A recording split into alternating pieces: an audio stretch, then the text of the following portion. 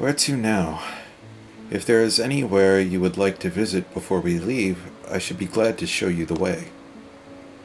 Hermes has not yet outright refused his position with the convocation, merely postponed the decision. As such, I may as well resume my assessment.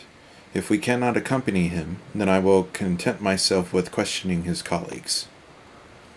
Have the pragmatist, and allow me to remain your humble guide. And what of you, Allah? Will you continue along with us? Wonderful.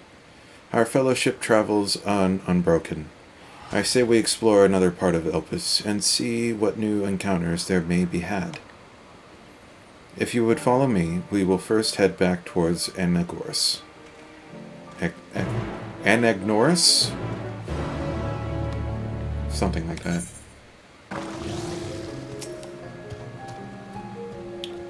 Didn't we part ways with Hermes not far from here?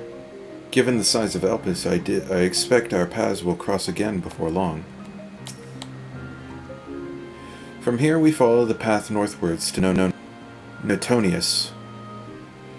There we will find one of the teleporters which facilitate travel between the islands of Elpis. First-time travelers must be accompanied by someone with requisite permission, which I have previously been granted. We only need to use the device together once, and henceforth you will have leave to use it freely. Shall we?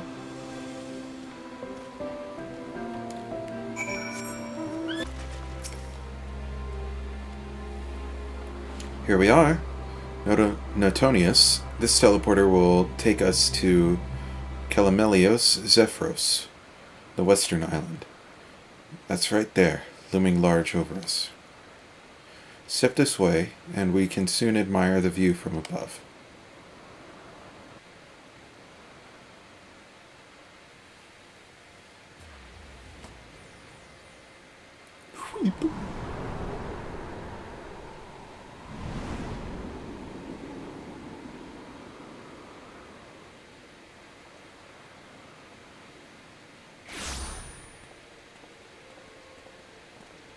I present to you Calamelios Zephyros. Zephyros! Here you will find a number of testing facilities, as well as the observation hub of Poiton Oikos. Right then. Let's begin by... A Spriggan. Well, well. An Arraius. How delightful.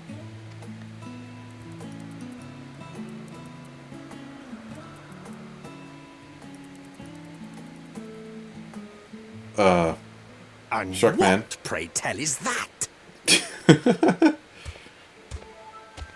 It's a big old shark man. That's a new species of shark. We approved the concept but a few days ago.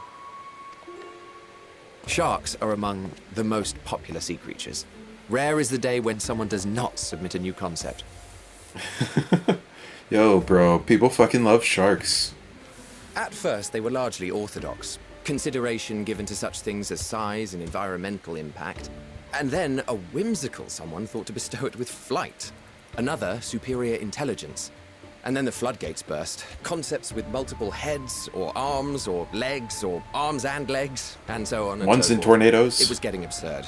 A part of me wanted to tell them to go away and find something else to create, but in the end, I couldn't deny their passion. And here we are.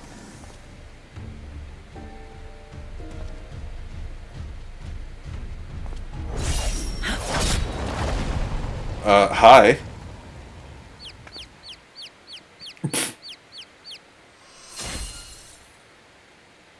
Vana, I assume. That was too close. Are you unharmed? Yeah, this is not Well, Hydaelyn. now, if it isn't a pair of familiar faces. She's got too much personality. Banar, Yep. we should meet you here.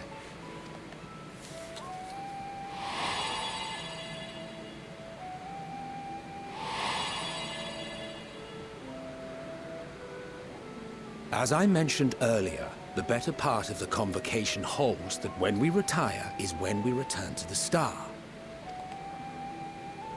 Well, she is not among said majority. Even after stepping down, she carries on with her work. Ooh, who did Vana used to be? Vana is her name, and she is the previous Azan. Oh, okay.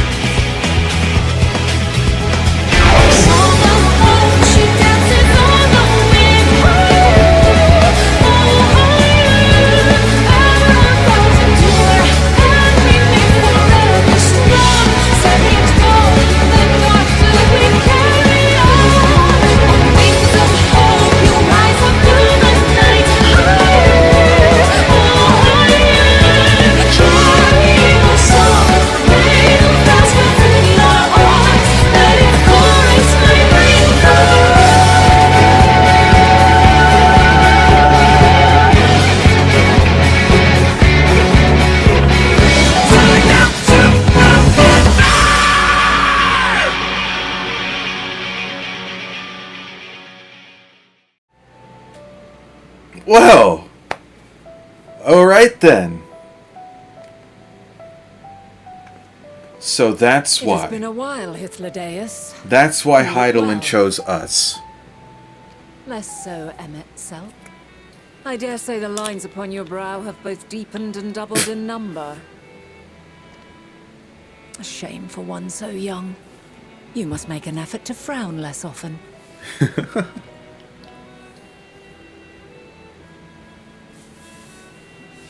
Easier said than done, thanks to your unruly successor. How is he, if I may ask? Incorrigible as ever. Rushed headlong into a volcano on the brink of eruption just the other day. Oh, Glad to okay. share the tale in its entirety later, if you're so inclined. So we're not too far after that event with the grapes. Oh, you know I am. Now then. You are?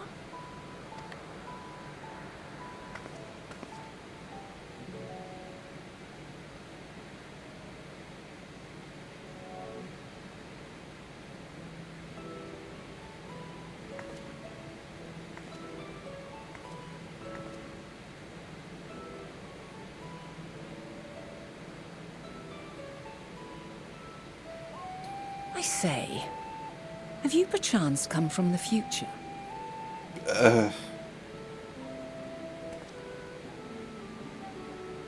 I do not believe we have ever met, yet I sense my magic upon you.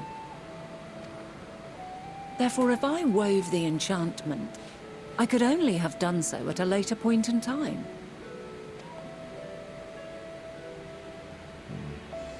What manner of magic is this, if I may ask? A traveler's ward, of course. It prevents the corruption of one's ether.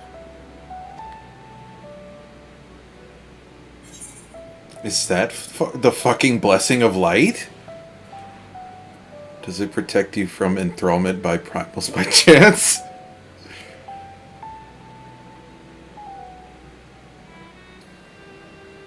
Primals, you say? But I'm not familiar with such beings. But if they enthrall by warping the balance of ether, then yes, the magic would afford you a measure of protection. I gather from your question that you are not ignorant to its presence. Hold on. From the future? That's absurd.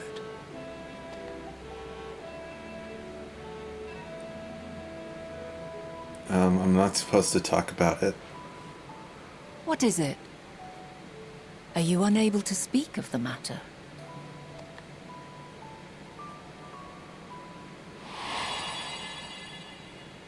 The reality to which you must return exists as a result of the final days. You cannot reshape the past to undo the tragedies of the present.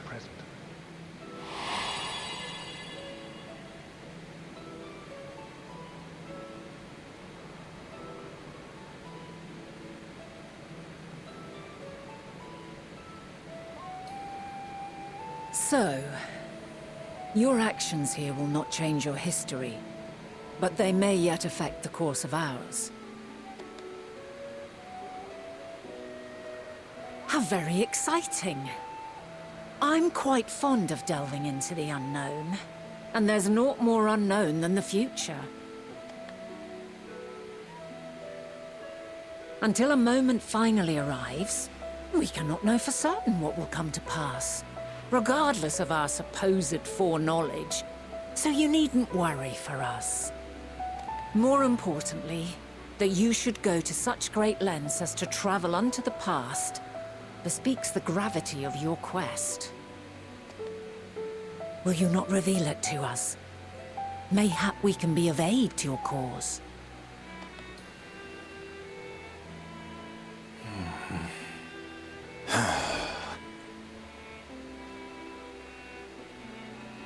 If this is true, then you've been keeping quite the secret to yourself. Yeah. As a representative of the Convocation, I will hear it all. Your identity, purpose, everything.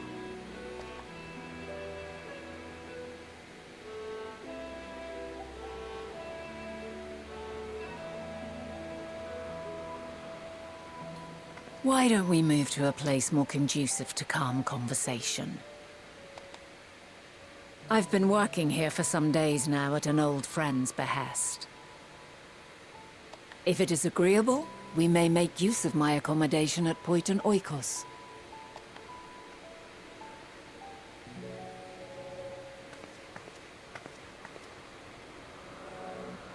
We were meant to meet.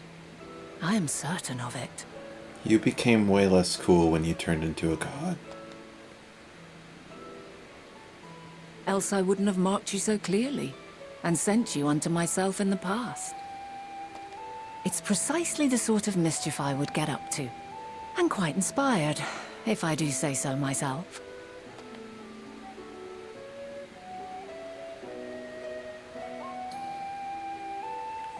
Oh man, we're about to have a big talk, but before we do that, I need to change this fucking seat because it's killing me.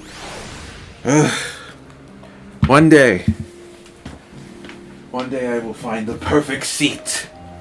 And then it's over for all of you. Congratulations, you piece of shit. You're not the most uncomfortable chair in my room.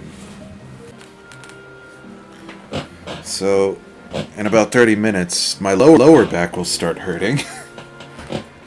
Don't mind. I'll be fine, eventually. And there I thought you were a harmless stray familiar. As far as I'm concerned, this nebulous talk of the future... This and changing history, that can wait. First, I mean to find out exactly who you are and what you hope to achieve here. The future. Our future.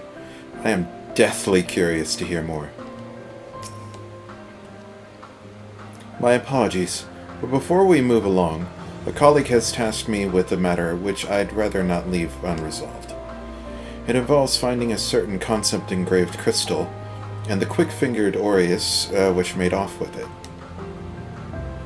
An Aureus, you say? I think we might have seen the culprit before being distracted.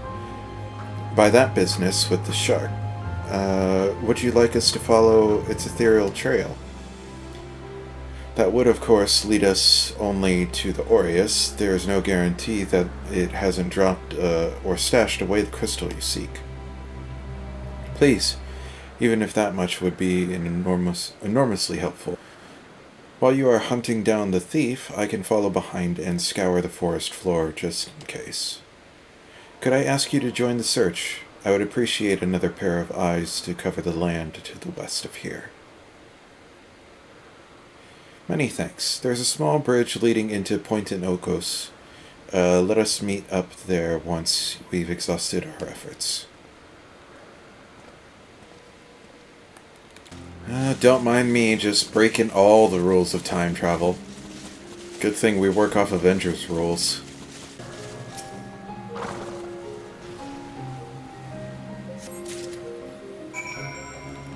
I got it!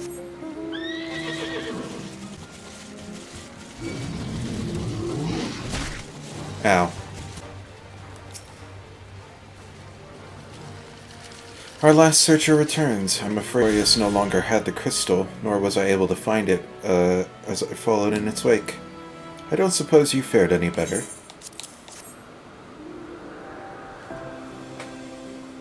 The crystal! Well done! Wonderful. Now I can focus on your tale without that missing concept nagging at my mind. Have you always had a knack for finding things?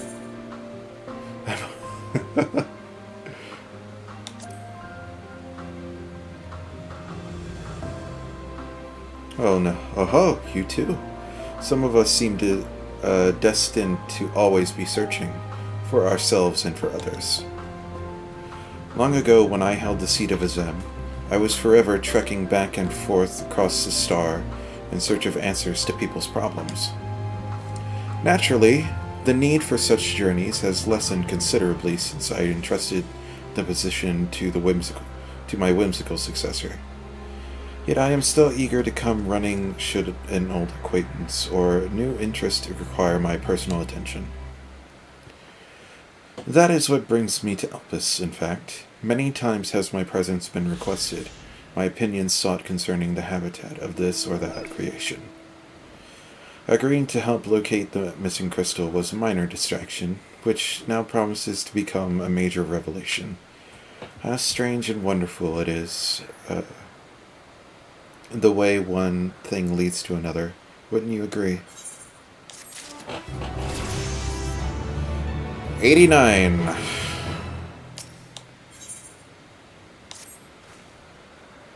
Thank you again for your timely help. Now then, 'tis time I return this stolen property. If you would go on ahead to my accommodation, I will join you as soon as I have attended to that task. Follow the path straight ahead to the building at the top of the slope. I have the entire place to myself, so we can speak without fear of being disturbed or overheard.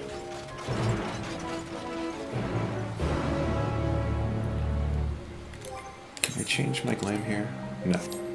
I was going to change back since the cat's out of the bag, but whatever. Welcome to my temporary abode. Please be at home while I put on some tea.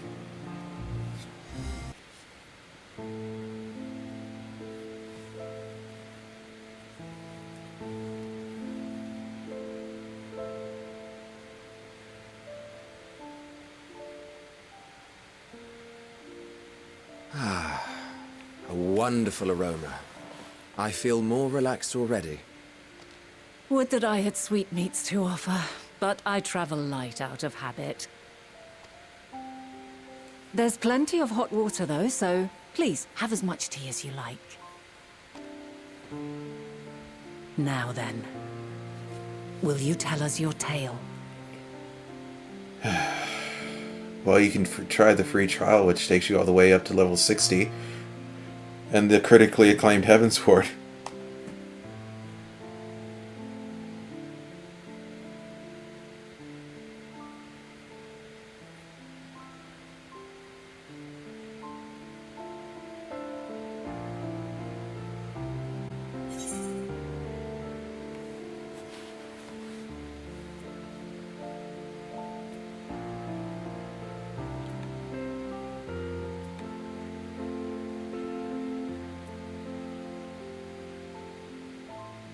Let's start here.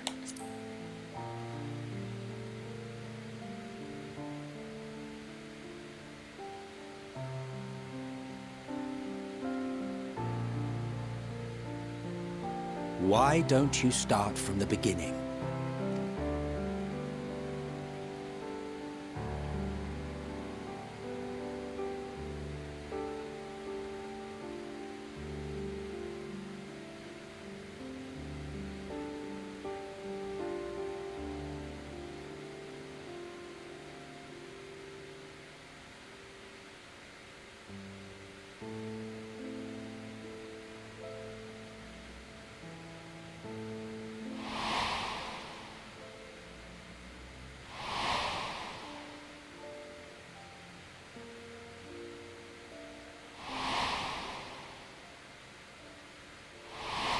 All the way back.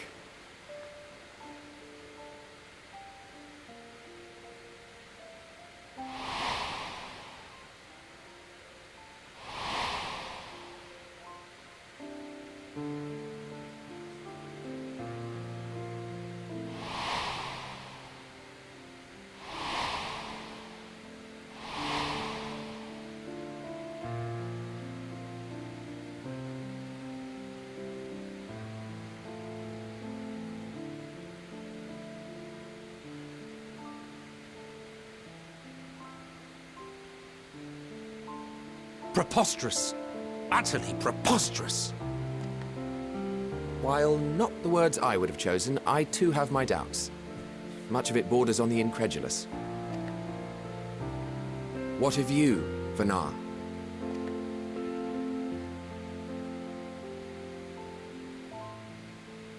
Not knowing the precise details of the first final days, it is difficult to determine the veracity of the tale.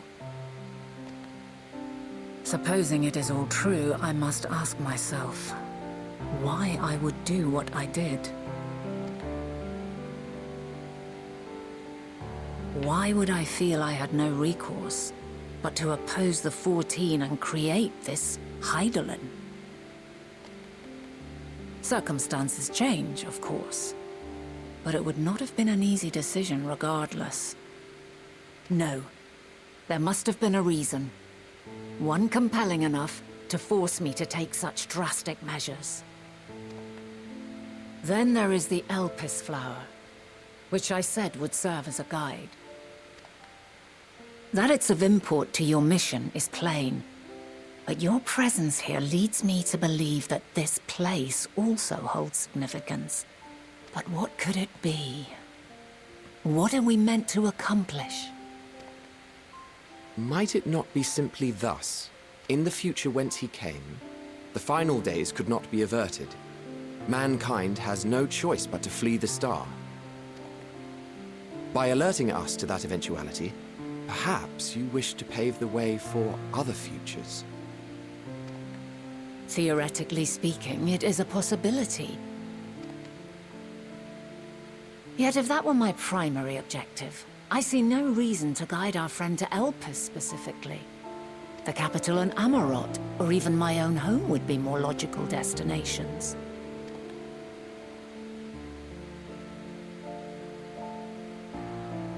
True, true. I note also that Hydaelyn did not specify a point in time to which he must return. By this, it may be inferred that it was not critical that we should meet. Alternately, she had reason to believe that our paths would converge, coincidental though it may seem.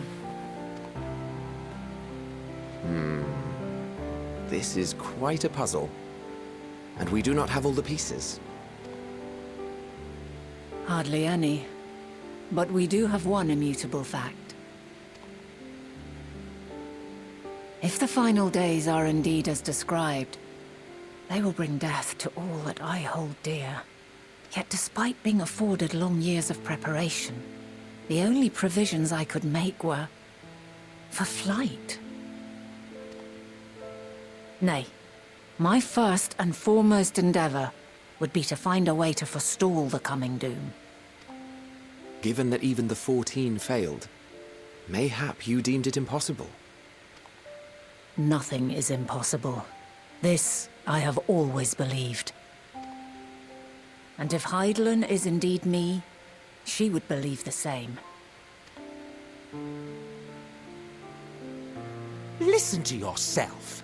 Are you seriously entertaining the notion that you are a messianic figure in some far-fetched tale?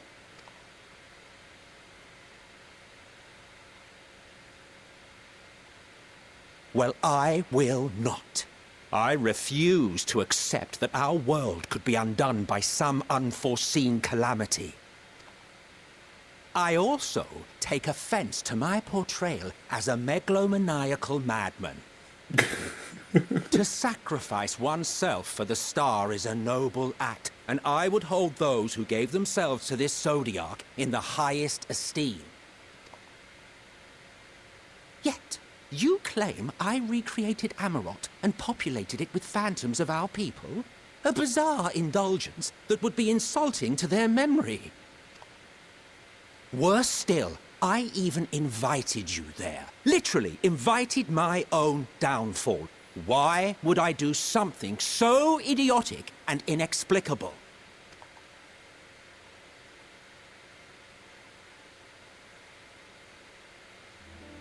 Now, I will allow that the hypothetical task of restoring our world would be daunting in the extreme. The thought of having to bear such a burden for 1,000 lives horrifies me. But I would never forsake my duty. I would never forsake my brethren.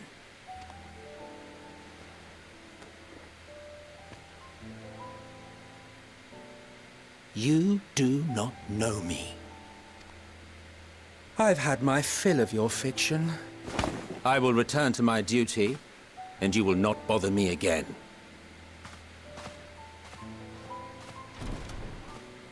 Emet-selch! Wait!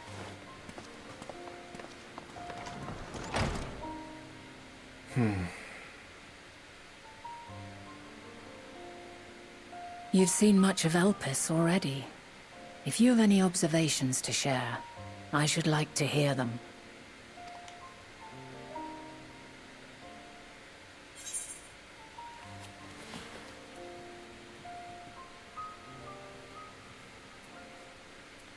I feel like both of these are correct.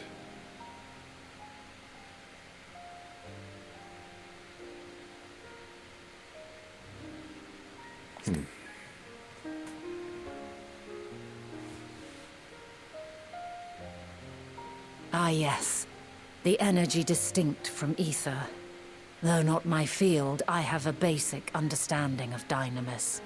And you say Hermes researched the phenomenon in the course of creating Meteon? Yes, I believe this warrants further investigation. With that settled, it is time for action. The missing pieces of the puzzle are here, I'm certain of it.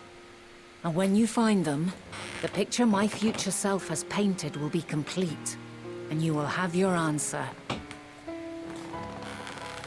Now suffice it to say, I will aid you in your quest.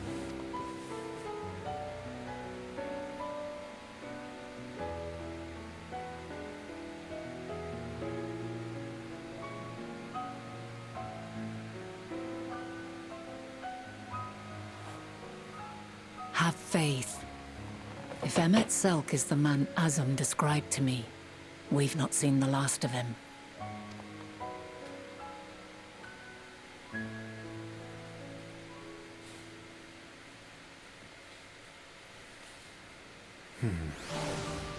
So, at one of the fan fests, they showed off a trailer for the dungeons. And there was one really crazy looking dungeon that seemed to be heavily influenced by Amaratan architecture and design. Are we going to go through a dungeon here in the past? And if so, who the fuck are the trusts going to be?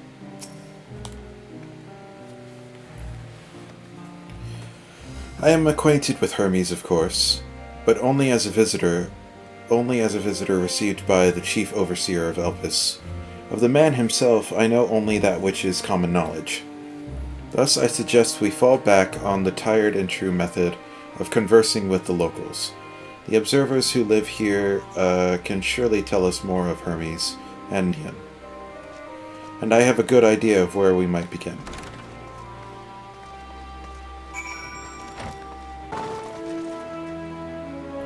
Hi.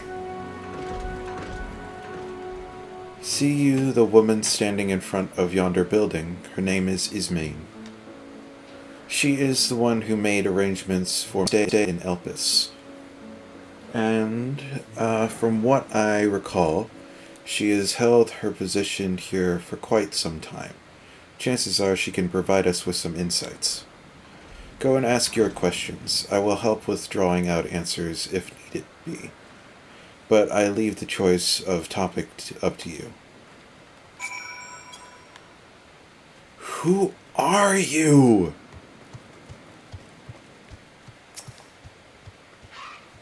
Questions for me? Well, I suppose I have no other duties at the moment.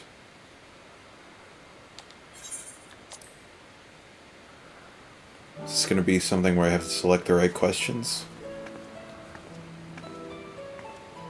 Greeting, Ismay.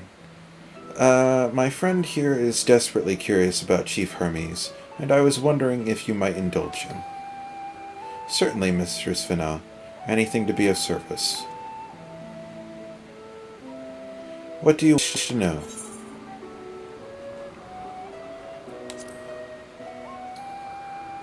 His interests?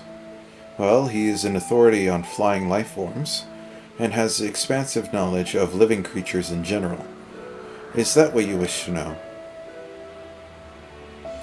How would you describe him in person, as a colleague? He is a quiet man, reserved you might say, and occasionally somewhat poor with his choice of words. His reticent nature, however, does not prevent him from carrying out his duties as chief overseer. I hope that answers your question. Was there anything else? I cannot rightly say. As the chief's personal creation, Median has not been subject to observation and study like other concepts. So one day she was simply there. And what do you make of her abilities? I understand that she is a highly unusual familiar, able to read emotions and communicate directly with one's mind. Exactly how she was created with that talent is a mystery to me. My apologies. I wish I could explain her nature in more depth, but I've not had occasion to discuss it with Chief Hermes.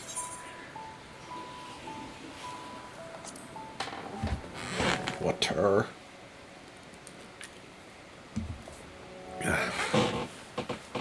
The chief may or may not be the most gregarious individual, but he engages with us as is necessary for everyone to perform their duties.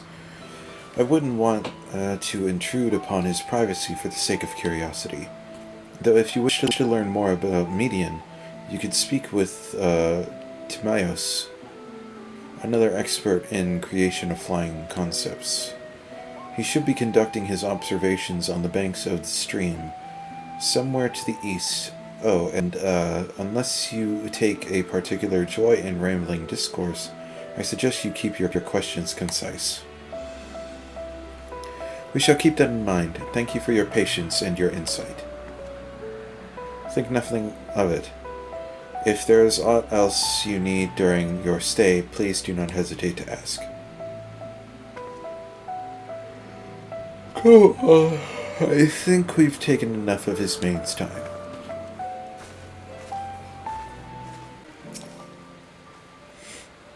Our investigation is off to a fine start, wouldn't you agree? From here, I propose that we split up. I shall continue making inquiries with the resident observers.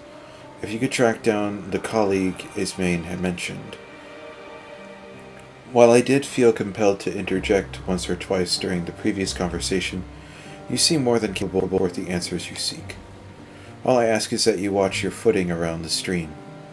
We can meet back here once you've finished speaking with Timaeus.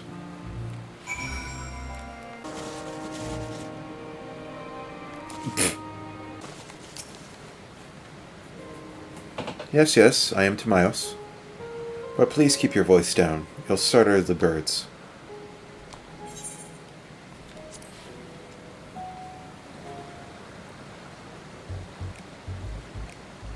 So what is it you wish to speak about?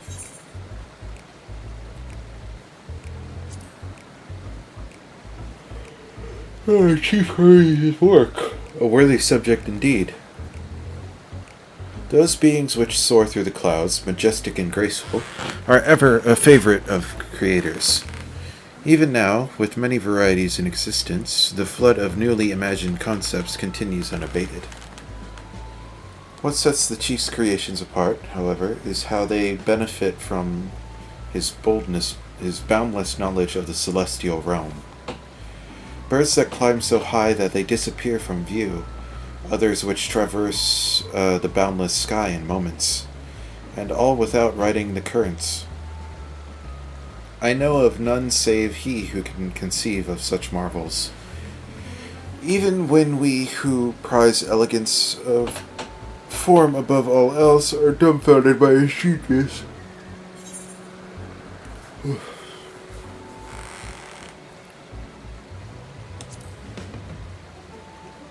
My opinion on the matter would be superficial at best. Despite my admiration for Median as a concept, I have never delved too deeply into the inner workings of her nature. I know that she has a gift for communicating via emotions, but otherwise her abilities are a mystery to me. If Chief Hermes should choose to submit Median's concept to the Bureau of the Architect, then will the design be registered for public scrutiny. Analyzing a colleague's creation before the step is frowned upon, to say the least. Of course, if he came to me, a fellow artisan, looking for advice, that would be an entirely different story. Water. Stay hydrated.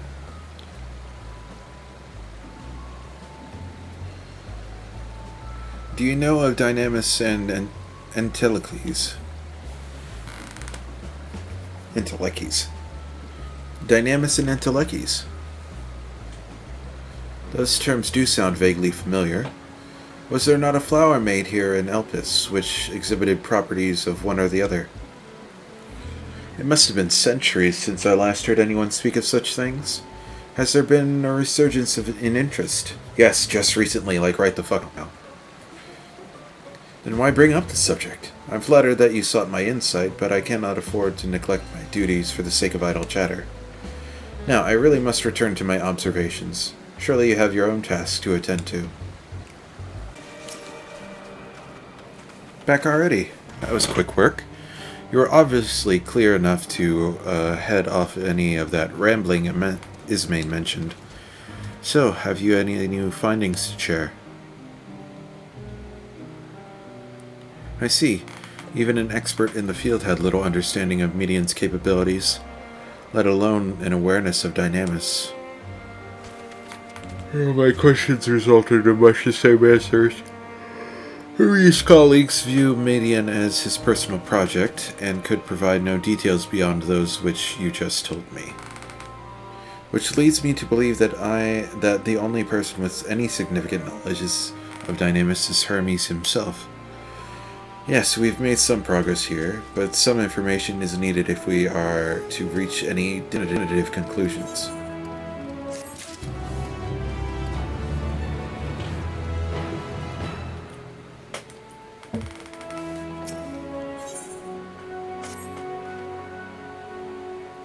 At present, the strongest link we have to the final days is power of Dynamis, and the Enteleches, which can control it. Yet most scholars are only vaguely aware of these terms, let alone study them in any depth. Except for Hermes, it seems. Thus I am inclined to stay our current course, and learn all we can about the Chief Overseer and his familiar. And on that subject, was there aught else of note you can tell me about Median, aside from her unorthodox method of communication?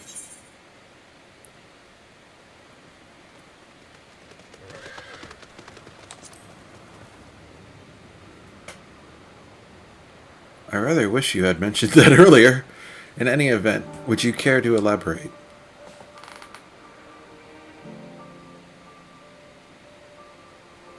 So these siblings of hers now travel the great expanse in search of deeper meaning. Thank you.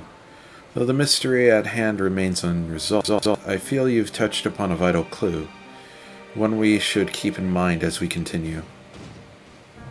Next, I suppose we take ourselves to Peripedia Crystalline. Not far from here. Just follow the path to the west.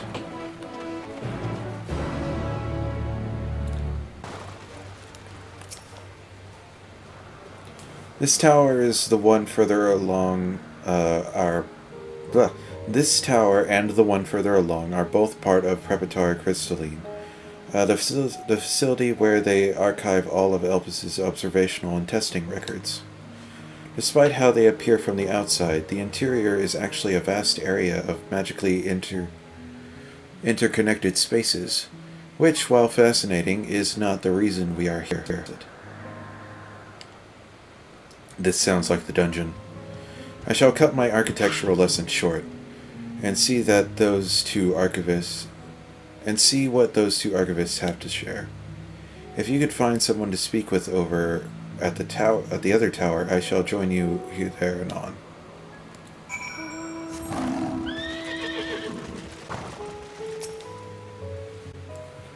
You have questions for me? Certainly. Just a moment while I conclude my current appointment.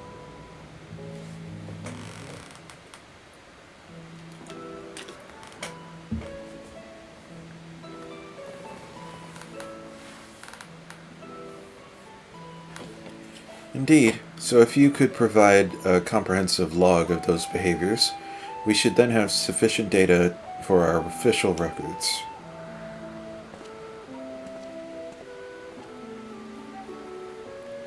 Now, what was it you wished to speak with me about?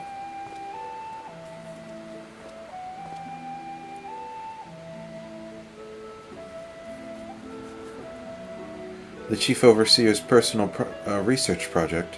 And by that I assume you mean Median. Such undocumented studies are difficult to track, after all. Hardly a day goes past without seeing a researcher trailed by another creation or another. I'm afraid I cannot tell you exactly when Median appeared, only that she now spends much of her time at Chief Hermes' side. Although, I do recall an interesting tale my dearest Scarline shared with me.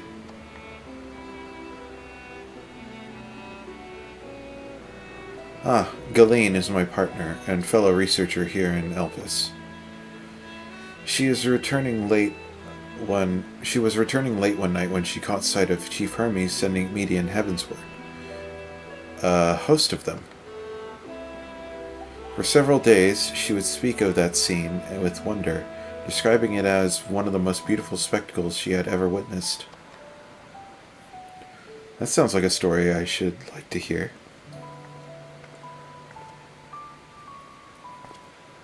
Mistress Vana, I thought you had already returned to the surface. Permit me to thank you again for your invaluable contribution to our concept placement proposal. Pray do not mention it. As you say, my original plan was to leave after that task, but I have since become engrossed with Chief Hermes' research. Would you favor me with a retelling of the site which so detailed your Galeen? Of course, or you could hear it from her lips directly if you prefer.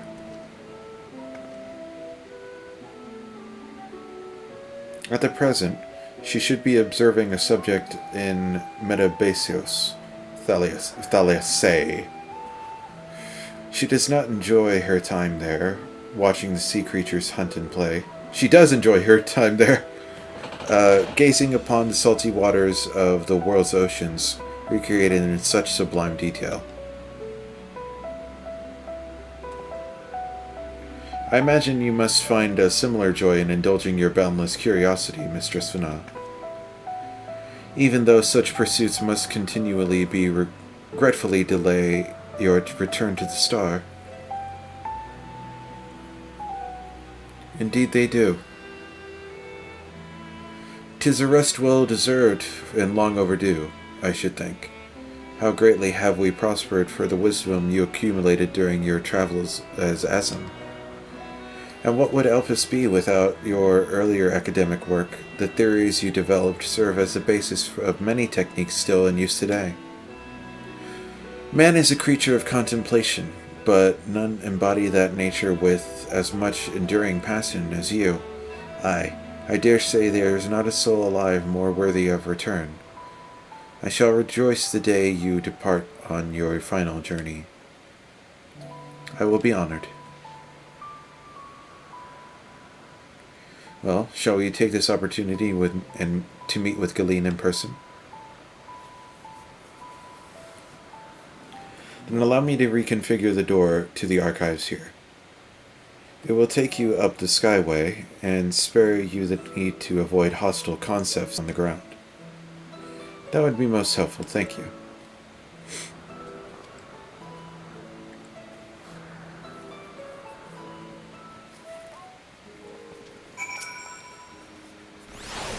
I have opened the pathway to the Skyway.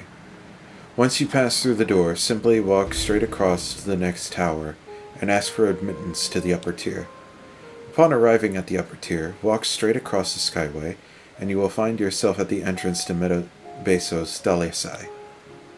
Galeen will be eager to share her tale with you, I am sure.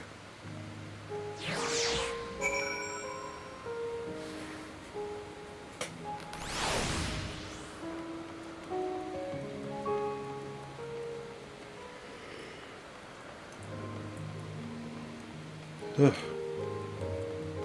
Might need to take a nap after this.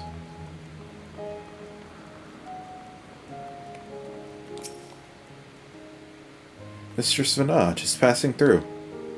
Then allow me to prepare the path. If you need further assistance, there is always an observer or two out on the upper Skyway.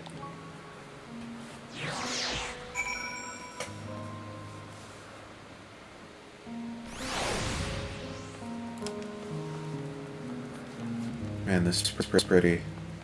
Oh wow, now I can finally get a really good view.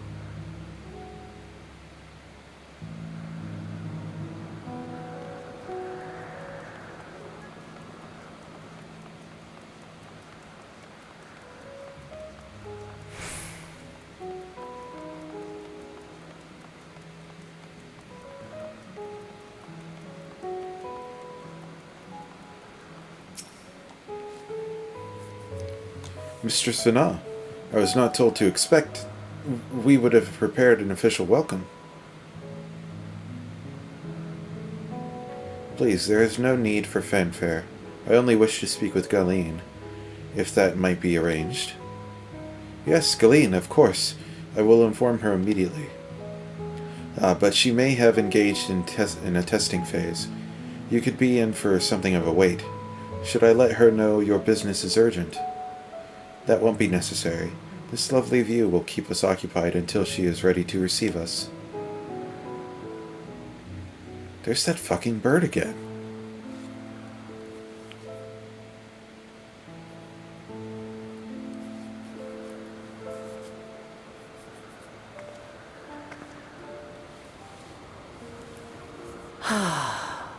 A delightful breeze and a breathtaking view.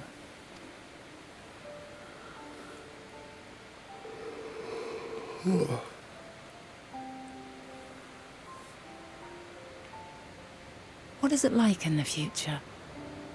Is the world still a beautiful place? Certain places, yes. Others, not so much.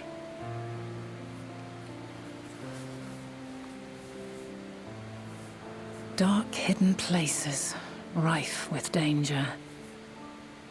Those have an altogether different, but no less powerful sort of appeal.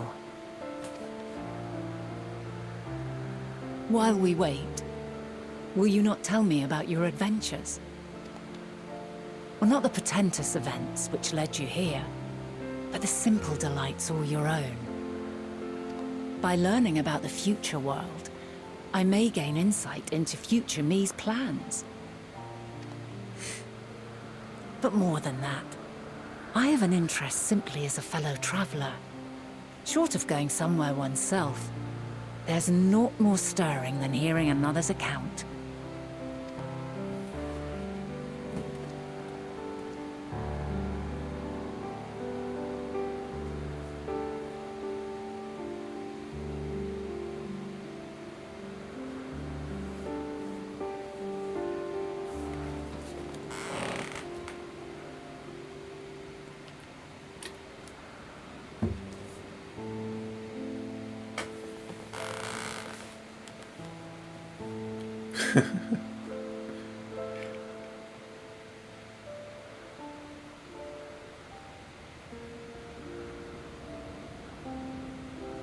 Incredible.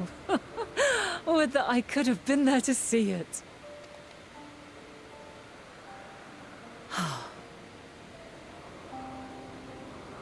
Yours is a harsh and unforgiving world. Yet in spite of this, your brethren hold fast to their virtue.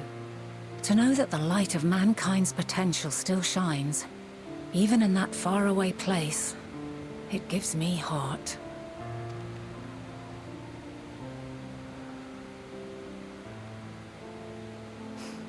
Thank you for regaling me with your tales. I will treasure every word. As you know, I was once a scholar. And among other things, I sought to understand the workings of the world. What exactly is ether? How formed the laws of nature? Whence sprung mankind? Yeah, I wonder what the ancients here, what their creation mythos is. Do they have... Well, no, I guess they... If Zodiark was sort of the first god, what is their religion like, if at all?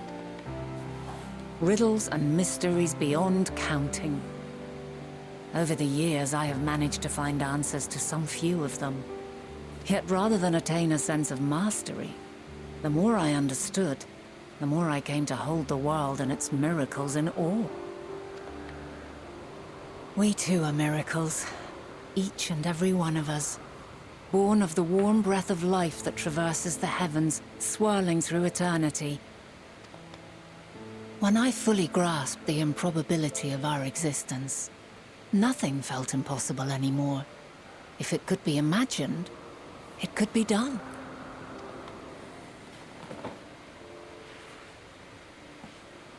A passion swelled within me. An epiphany dispelling all preconceptions of what was natural and true. And a presence without. Immense, yet intimate.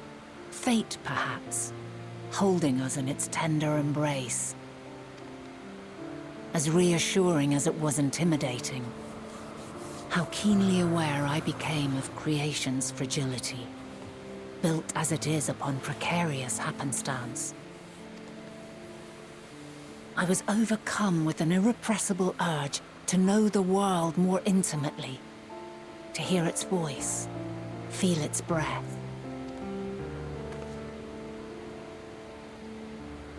I ventured forth on a journey that very day, so very long ago now.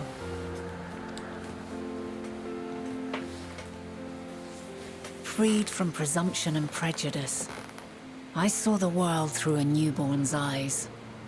Everything fresh and new, and so beautiful. Lands that stretched on forever. Skies one could drown in. The heartbeat of nature, silent yet strong. And amidst it all a people, beacons of light and life. Laughter that warmed my heart like naught else before. They are my meaning, and my purpose, my love. And so long as they need help, I cannot return to the star. Perhaps my future self is still waiting for it. The moment she can let go and walk unto the end. Safe in the knowledge that man will find his own way. And walk.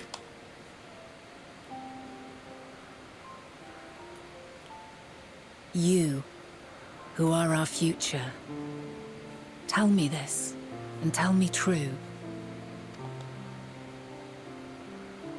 Has your journey been good? Has it been worthwhile?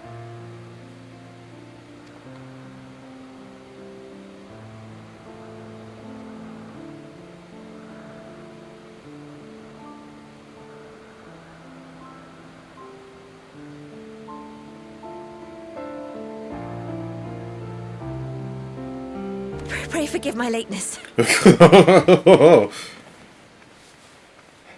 How was he going to answer? My observation subject was rather irritable, and it took a while to settle it down. No need to apologize. Your work takes precedence. Besides, we had a pleasant conversation in the meantime. Allah, in that conversation, would probably say something along the line, in regards to the question she asked, is of, it hasn't been worth it. He would probably say something along the lines of, well, that depends how this ends. You're too kind. Now then, I'm told you wished to ask me some questions. Indeed. I've an interest in one of Hermes' creations. Meteon. You witnessed a host of them take flight, yes? Oh, that! Yes, yes, I did. 'Twas in the dark of the morn. I'd left the Thalassai after nocturnal observation. As I walked along, I spied a bright light climbing high into the southeastern skies. Then, in an instant, it was gone, like a shooting star, only rising rather than falling. But then another shot up, then another, and another. Intrigued, I made my way to the edge to investigate. And who should I spy on an isle to the south but Hermes and Meteon, the Metea, rather. There were lots of them, and I realized they must be the shooting stars that I'd seen. A dazzling spectacle indeed. Have you spoken with Hermes about this? Oh, yes. The sight left such an impression on me that I approached him about his mystery project the very next day. Alas, he said that he couldn't reveal anything just yet, that he needed to conduct further tests. It shouldn't be long now, though. He often returns to that isle, and I have a feeling he's nearing a breakthrough.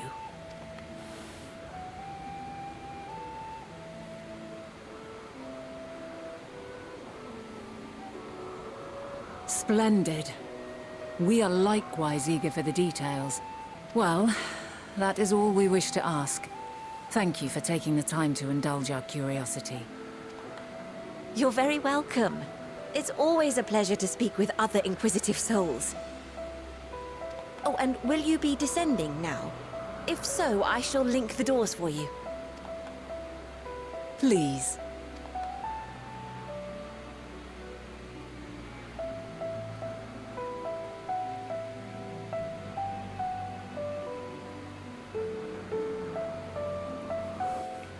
After this quest, I'm gonna have to get something to eat.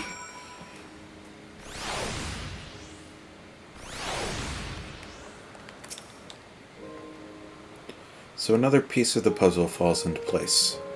From what we've learned thus far, I think we can safely conclude that Hermes hasn't been revealing the details of his research to others. Which suggests that either someone will appropriate his discoveries, or make use of them, or that Hermes himself will have a hand in causing the final days. Since we have no reason yet to suspect the former, we should consider the latter the more likely possibility. Proceeding under that assumption, our next step should be to divine why, or even if he might desire such terrible fate for our star.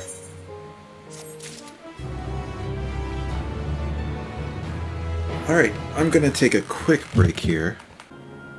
Okay, here we go. Had me a peanut butter and jelly sandwich. Now I'm good to go.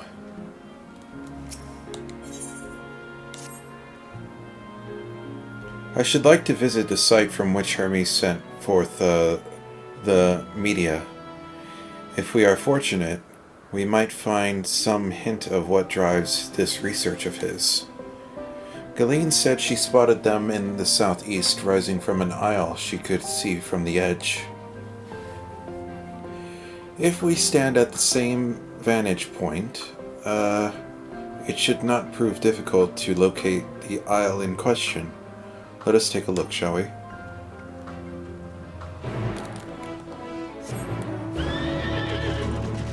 And off we go.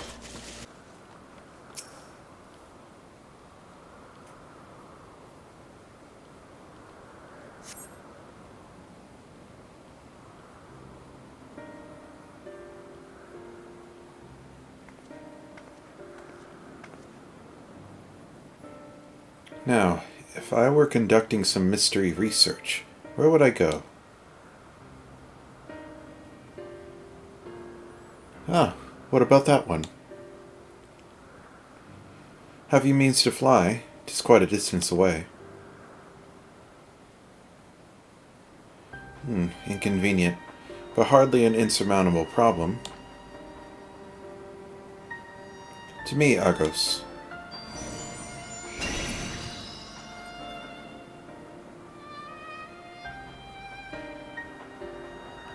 My friend, would you mind creating a double to carry Allah over to that island?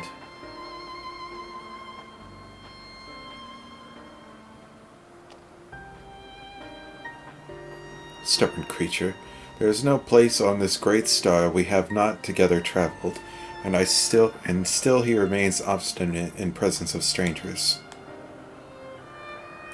Argos has rather exacting standards, I'm afraid.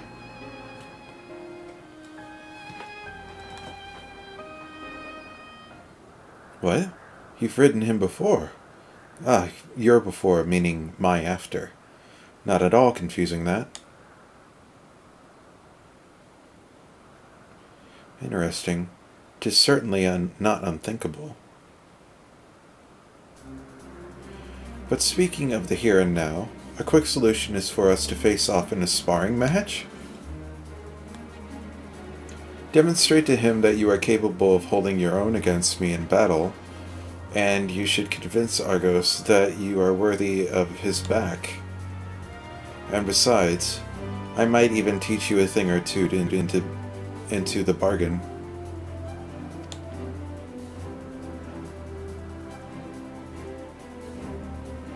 You seem doubtful, but useful lesson or not, it will certainly be a moment to remember. A memory of this distant past to cherish. What say you, traveler out of time?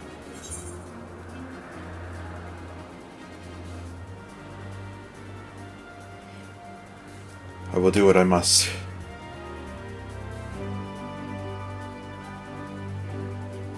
I had a feeling you might say something like that. Know that you must give a good showing, however. Clear your mind and prepare weapons. I will await you at the clearing over yonder.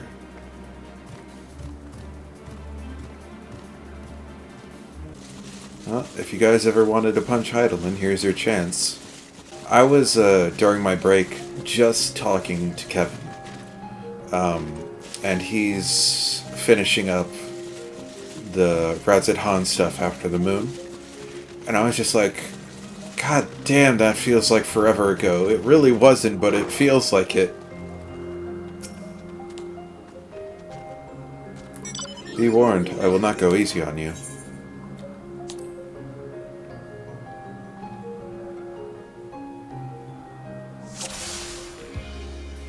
She's a paladin too. This music.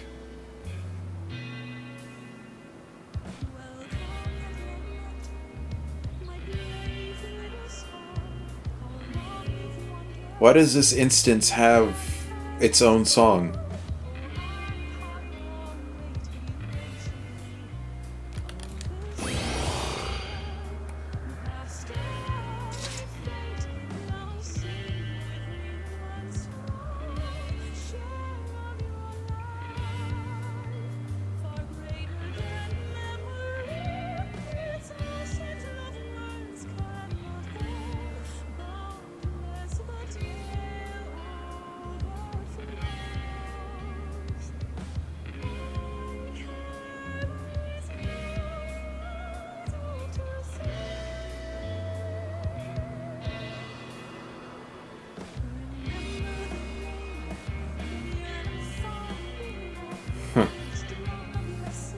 Interesting.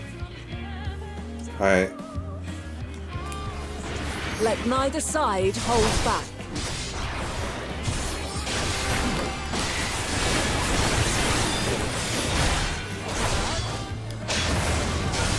Ow.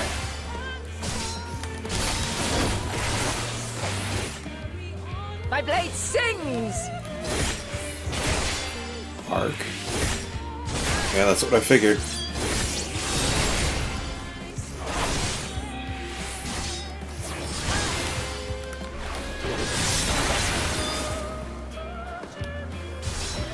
True blink.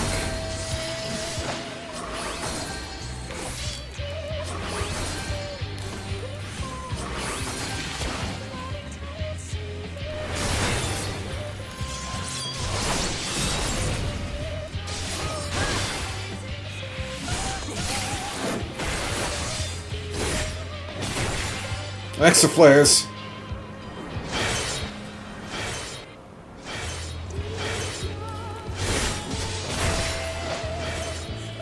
My blade sings! We finally get to hear this whole song.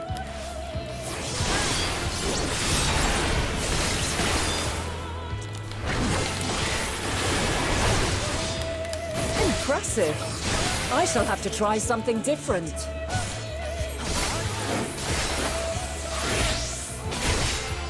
Oh, switch styles. She's a dancer now.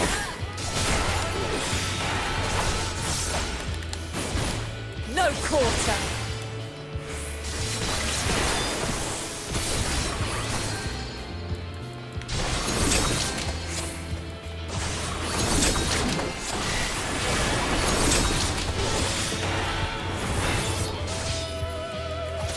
Have a taste! Oh boy.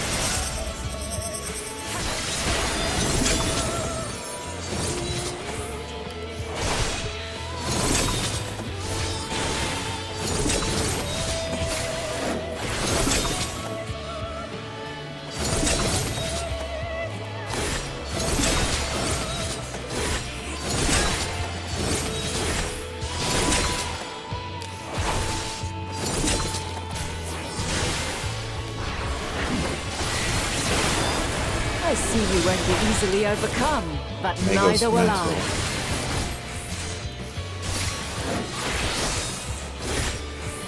White mage now.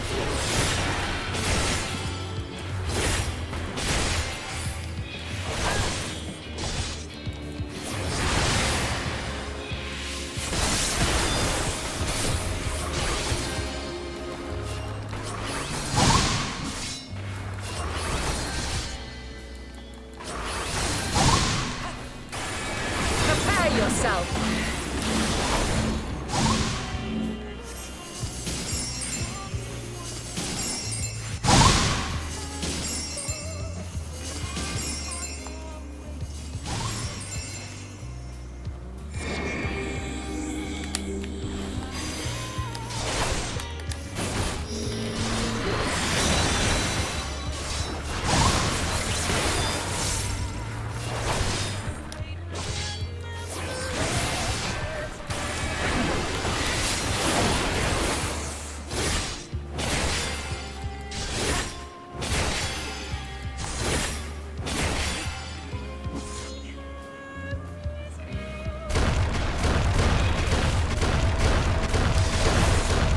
This is a cool instance.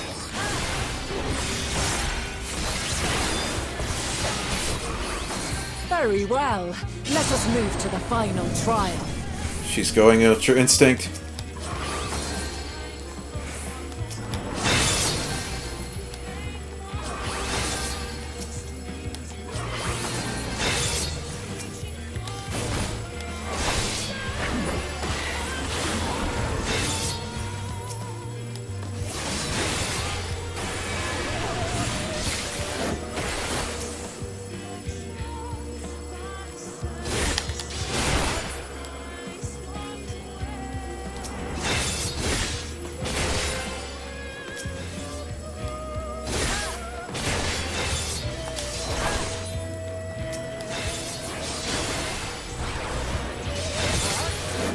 That's bad.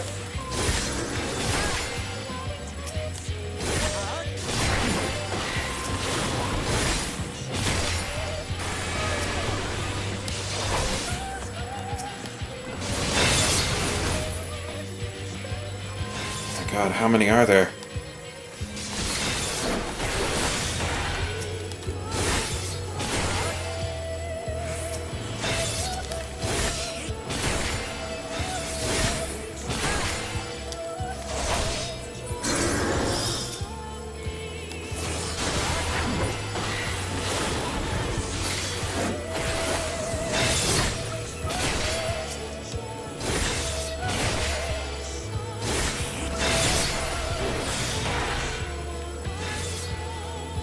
Any more?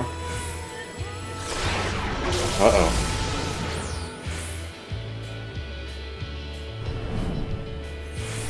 Break your chains, shed your burdens, and show me your strength of She's will! fucking Noctis.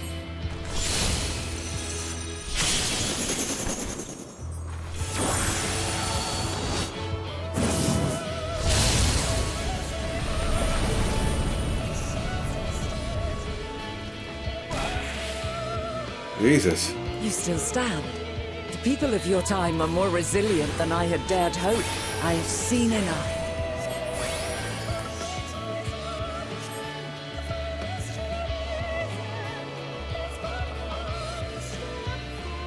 They traded that like a solo trial.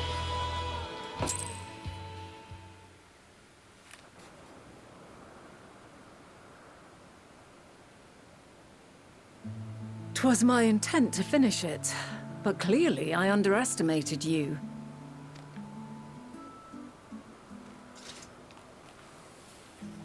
One would think I never learn. I made the same mistake with Azam when we first sparred. Despite being less than half my age, his strength was astounding. As is yours. 'Tis plain you have weathered considerable hardship. Far more even than your tales would suggest. It seems we have both learned much on our journeys.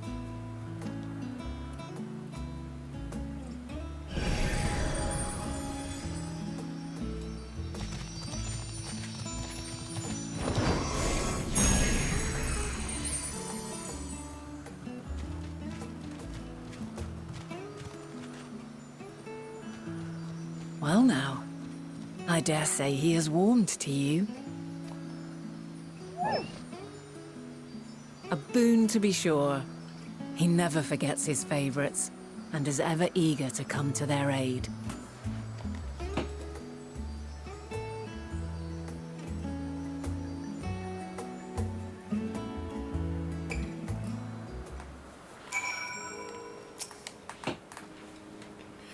Argos will soon have us standing on the very spot where Media made their departure into the night sky. With luck, we will learn something of Hermes' intentions. Can't help but notice how similar Midion's name is to Meteor. So, that's a thing. My hope is that we find no connection, no festering wish for blood. Then we might have Hermes and his considerable expertise working for us, rather than against us. Flower upon your return. Let us move over to the edge before mounting, shall we? That will allow Argos to catch the currents rising up from below, and a smooth ride to the isle.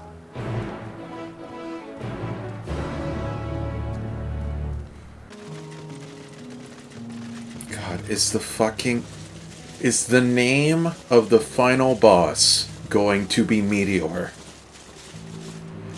That would be absolute. Ooh!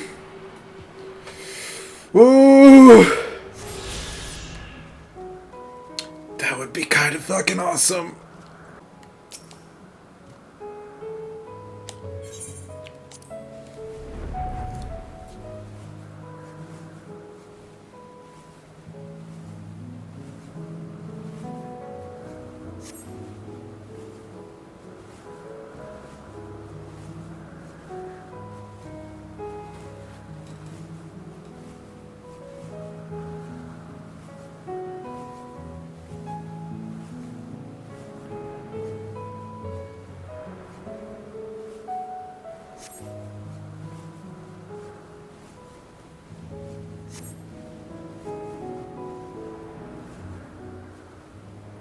Man, I wish trees with purple leaves was real.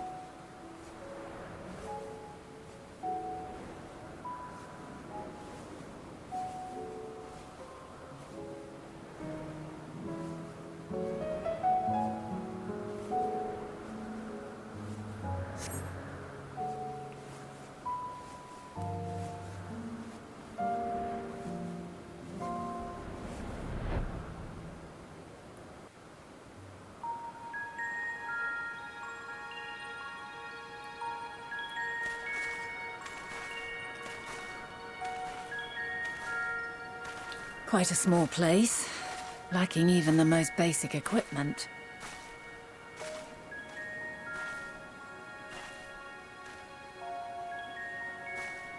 The present may yield no clues, but we may yet try perusing the past. Have you done this before?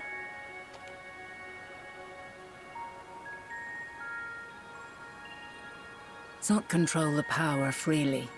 Worry not. I shall assist you. Come and stand before me.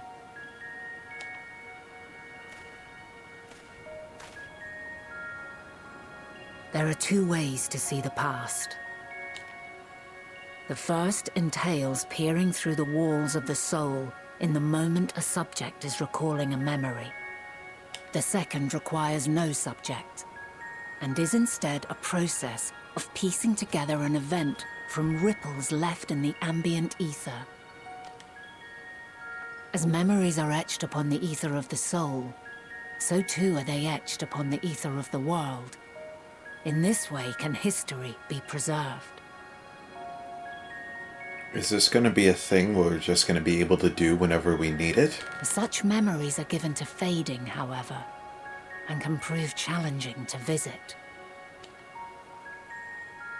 But come, let us try. Close your eyes.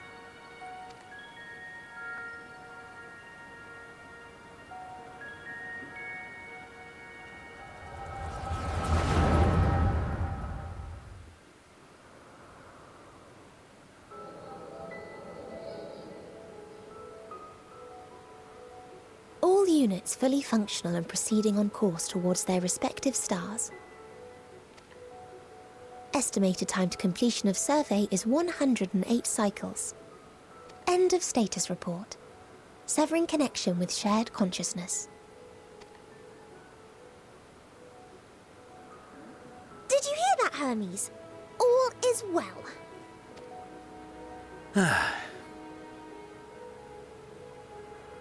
Yes. Good tidings at long last. Every step of the way, I've been reminded how little we understand creation. How the universe defies imagination.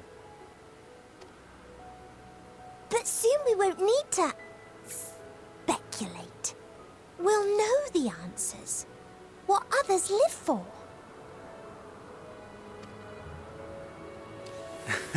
Indeed. And we'll owe it all to you and your sisters. I wonder what answers we will get. Whatever intelligent beings that exist out there are bound to be vastly different from us. Diverse in form and culture.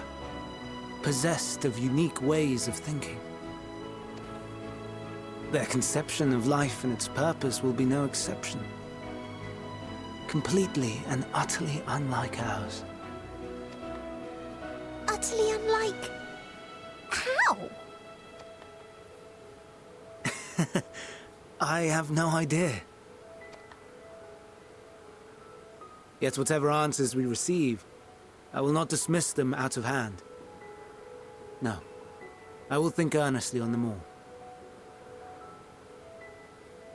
And I will share them with our people, that together we may contemplate our own existence. Perhaps then our star will become a better place.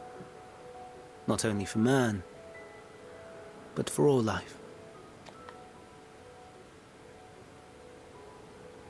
Meteion, as though I gave you wings to soar the heavens, I did not teach you how to walk the earth. So loath was I to bind another living being In the course of your long journey, you will learn from those you meet. Learn to walk and run and so much more. And when you return, older and wiser, we will have a celebration to mark your homecoming and coming of age both. Or will there be apples? Covered in syrup?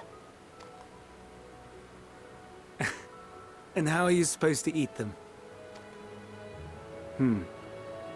Rather than food, perhaps a flower. Yes.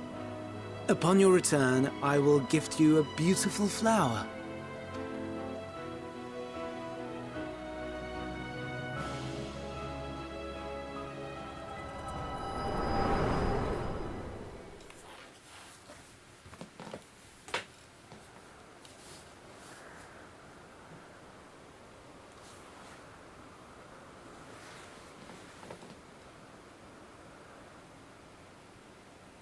So, what is your opinion?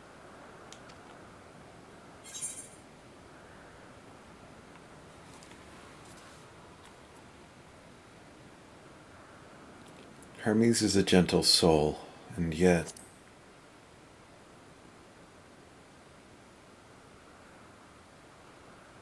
I understand. He is a gentle soul, and well-intentioned. Yet it does not take ill intent to beget ill. We must consider the possibility that something may have gone awry. Perhaps it was oversight, or simply an accident.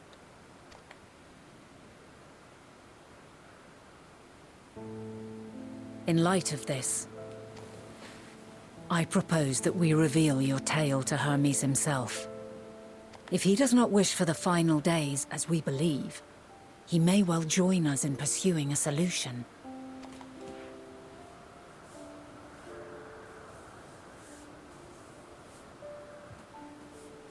Then it is settled. Let us seek out our friend with all swiftness. 'Twould not do to let such a pure soul be blackened by tragedy.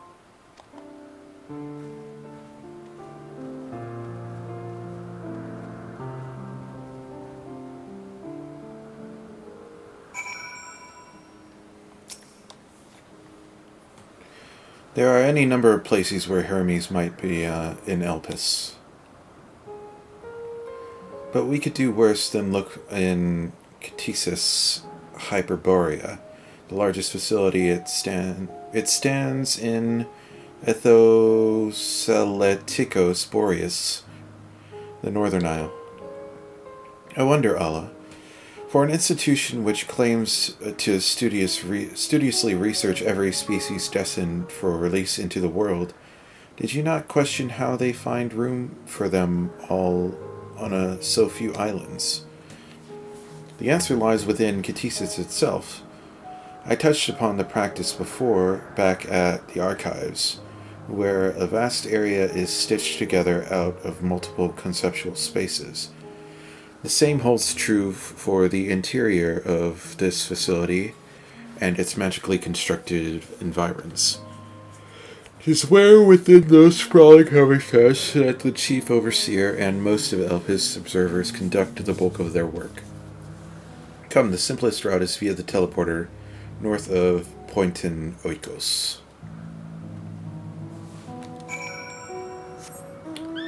That sounds like the dungeon. Ah, good. The teleporter acknowledged you as my guest.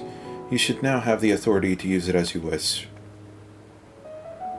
As for the way to Ktisis, we follow this path, then turn left at the crossroads.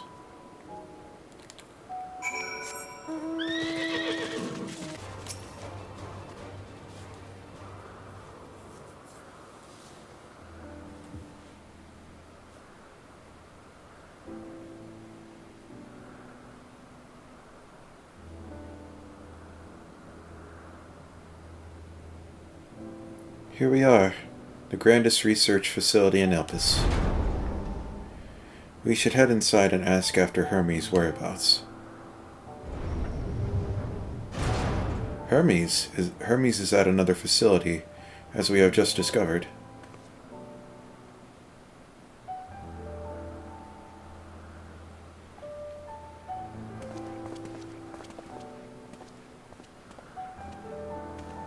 Furthermore, we've confirmed that his studies into Dynamis, as well as his creation Medion, was entirely private pursuits.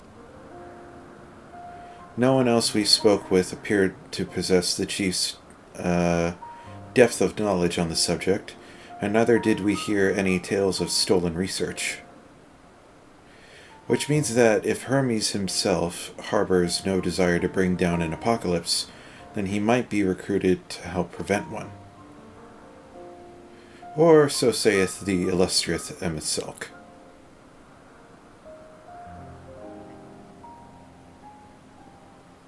According to your story, the 14 divined the connection between the celestial currents and the final days, but were never able to pinpoint the root cause of the calamity.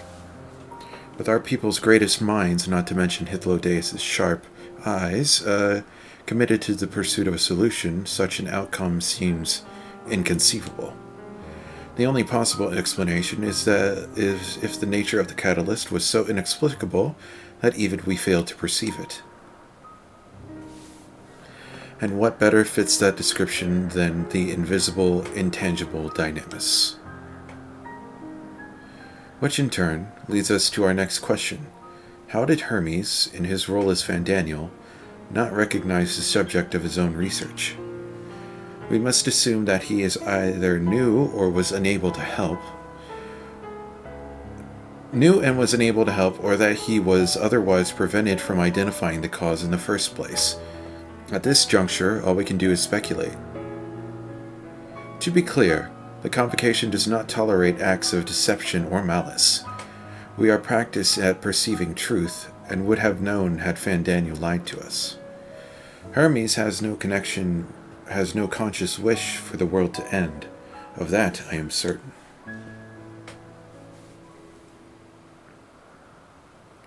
It seems there is more of the tale after all.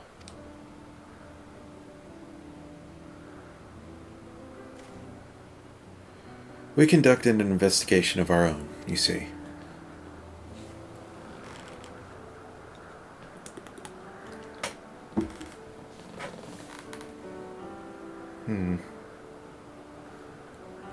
How comforting. We seem to have reached the exact same conclusion. I see no reason to delay further. 'Tis time we brought Hermes into the fold, as it were.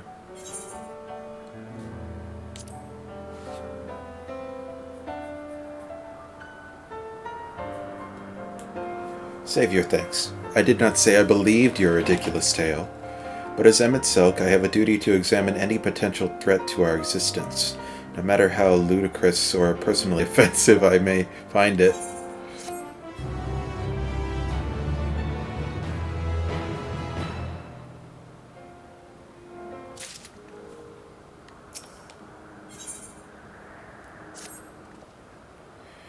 I think the time for leisurely exploration is past. If I might have a moment to adjust my vision. There he is. On the next aisle over. Medion is with him. Hermes appears to be in the midst of an over-observational study, but I suggest we before they venture elsewhere. Head straight down the path. We can teleport to Misopsis Eurus from the device at the bottom of the slope.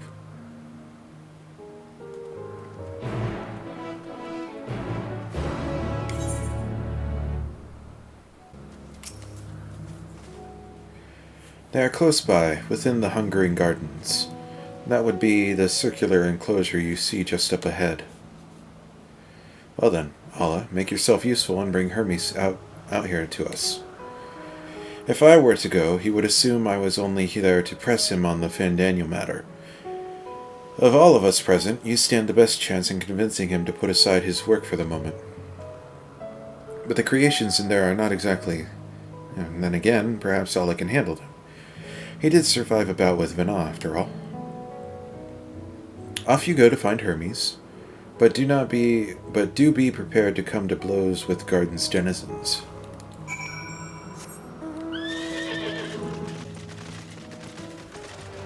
Oh. Okay.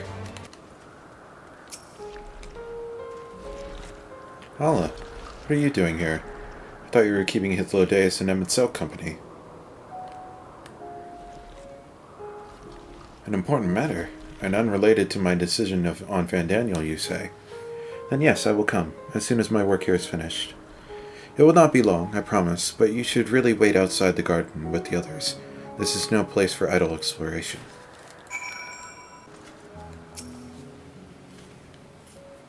You spoke with Hermes, then? And were briefly entangled with the denizens of the Hungering Gardens as well, I see. Or should I say, smell?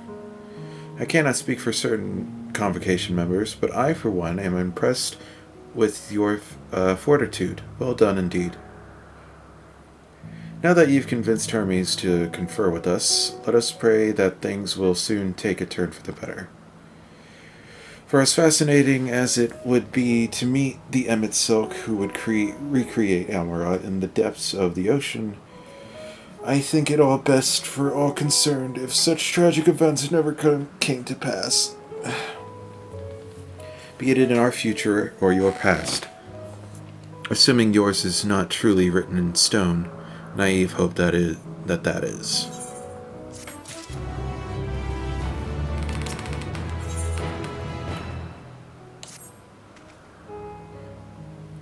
Hermes said he would not be long, yes?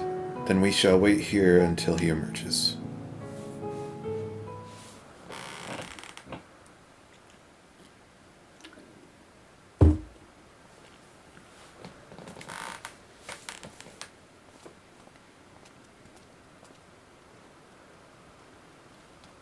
My apologies for keeping you waiting. I understand there is a matter you wish to discuss. Aye. A matter of the utmost gravity. If one can suspend disbelief. Go on then. Tell him what you told us. Who you are and why you came.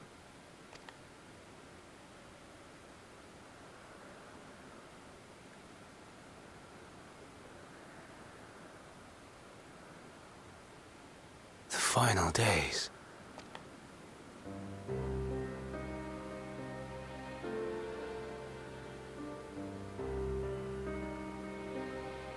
The phenomena observed during these star-encompassing calamities is likely the product of a dynamis reaction, and none is more versed in the applications of this energy than you, Hermes.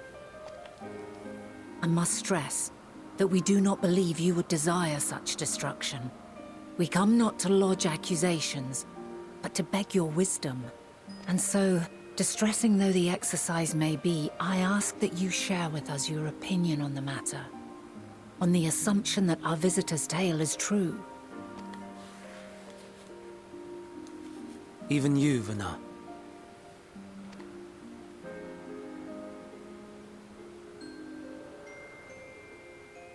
As you say, the phenomena observed in the two calamities may both be attributed to dynamis. Of note is the difference in its effect. In the first final days, it warped creation magics. In the second, it warped the people themselves. The key variable, I suspect, is the etheric density of the men of each age. As you know, ether, in essence, negates dynamis. Harboring high concentrations of ether, we ancients cannot readily manipulate dynamis, nor be manipulated by it. Therefore, rather than ourselves, the calamity affected our magics. In contrast, having been sundered, the people of the future are composed of but a fraction of our ether. Thus are they susceptible to the influence of dynamis and its transformative potential. But that would explain only the mechanism, not the cause. Though perhaps... What is it? Even should it be a hypothesis, we would hear it. Dynamis is an energy put in motion by feelings. Feelings for which there must first exist a source. A source to which the victims must be attuned. One that harbors the selfsame negative emotions. Elsewise it could not be the agent of such extreme change. So it wasn't the stagnation of the celestial currents. Someone, or something, is instigating the star's demise. So, we've a villain on our hands after all. Any idea who or what it could be? The celestial currents comprise the outermost layer of the star's ether, encasing it like a protective sphere. According to your tale, it was where the currents were weakest that the phenomena first manifested. If the inciting factor came from without Aetheris, then its effects would first be seen in those locations.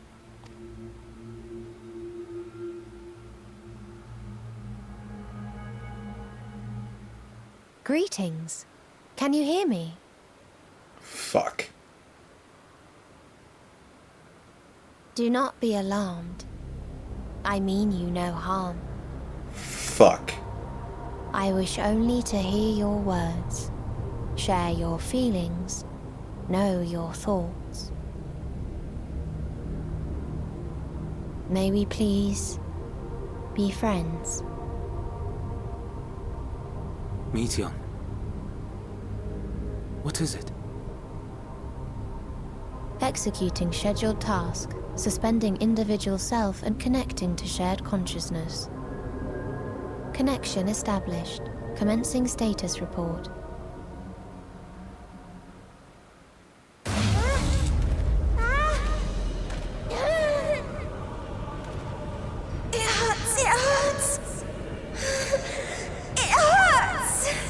Is this only happening to Allah? So cold. So sad. I don't understand. Make it stop. Please, make it stop. Steady, Meteion. Steady. So scared. So lonely. The pain. It's too much. Why? Why do we... They hurt. Oh my fucking god. Oh my god. This is wrong. All wrong. She's gone? But how? What the fuck just happened? She has altered her etheric density in order to blend in with her surroundings, an ability for avoiding confrontation. Most effective. Frustratingly so. I can't see her either. Not even a trace. Stay away. Please. This is wrong. My mistake. So please. Are you all right?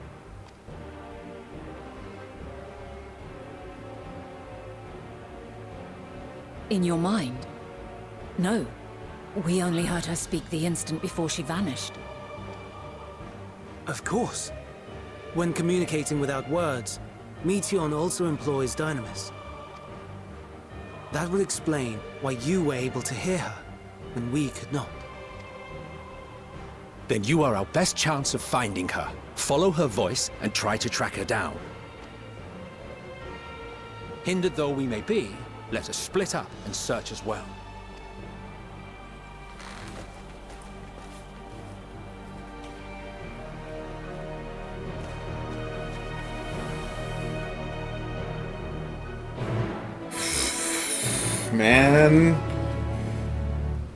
Man.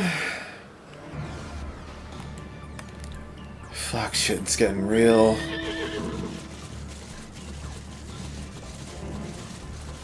Did we find? Did they find some sort of fucking cosmic horror out in space? Ooh, I've got like excitement building in my chest. The question right now is there some sort of completely altogether alien entity, like straight up extraterrestrial force, that is doing this? Or did Median's sisters go out and find something, or maybe even find nothing, thus leading to this, like, despair and whatnot? It steeps into my mind our voices reporting. No, Hermes mustn't hear them. Have to run, to hide.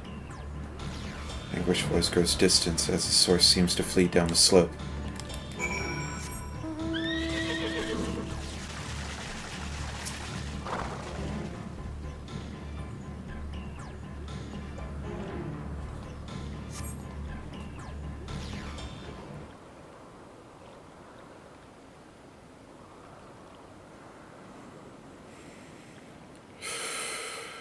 Greetings and salutations.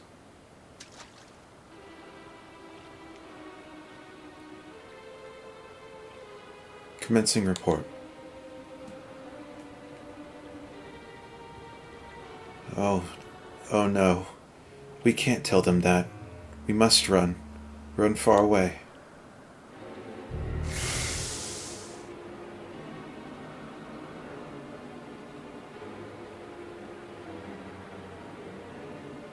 Please don't follow me.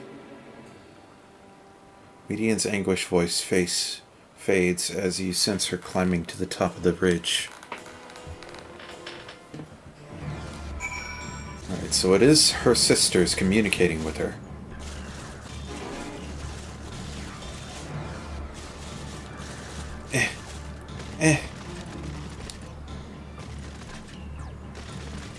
Let me up. God damn it.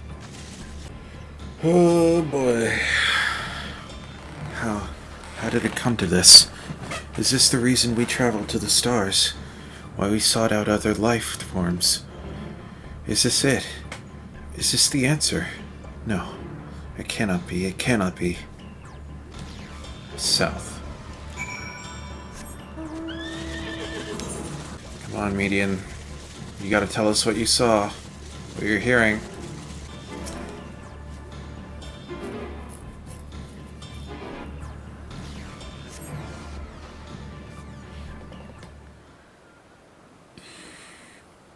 Excuse me.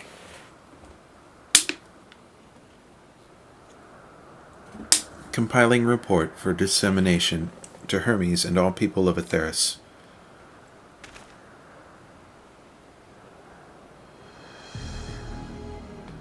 Processing expedition data. Preparing profiles on intelligent civilizations. Formulating answers to the question. Finalizing report. No, Ollie, you mustn't listen.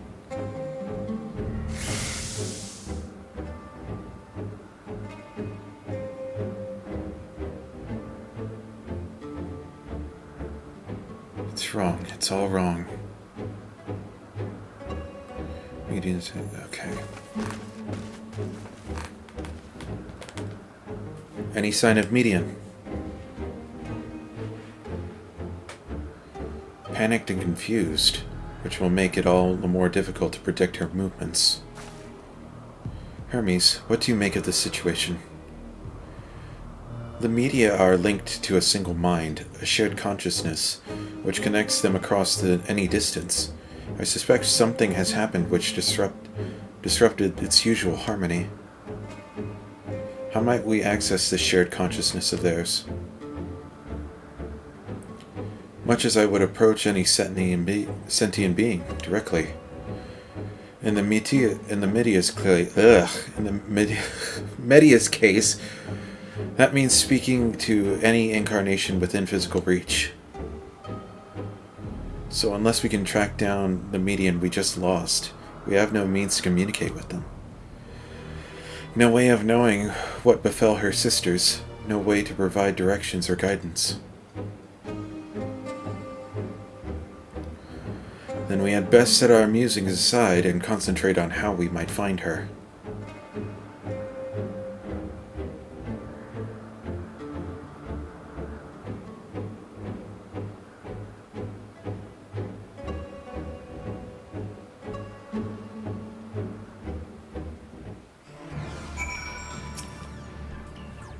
Oh, my dear Median, what did you witness out there that frightened you so?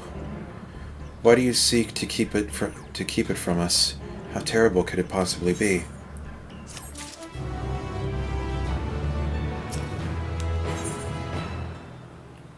Follow, wander, stumble, listen.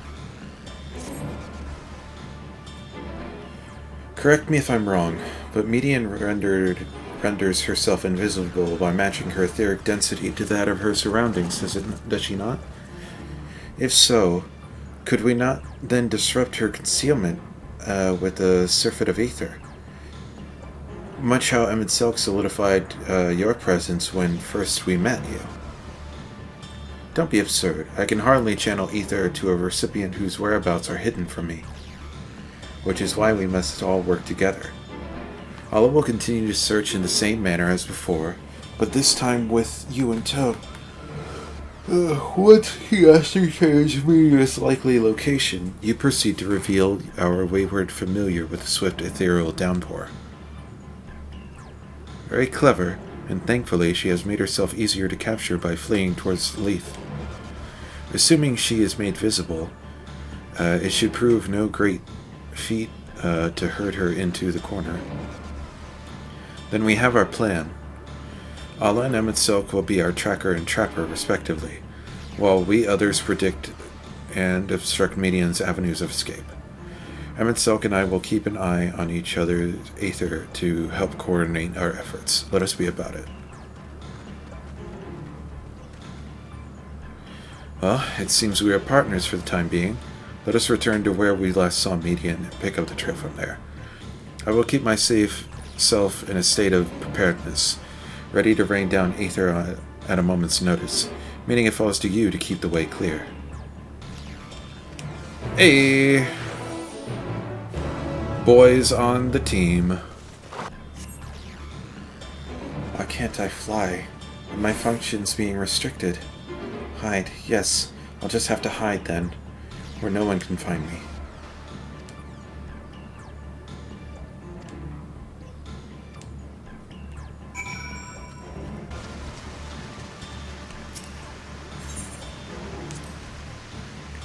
We should be able to reach the bottom of this drop by climbing down the rocks at the water's edge.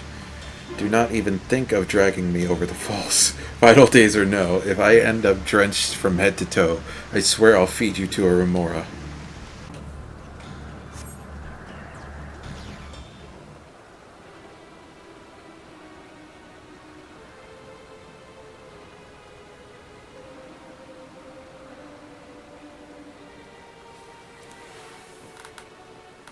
Not here. I'm not here, please.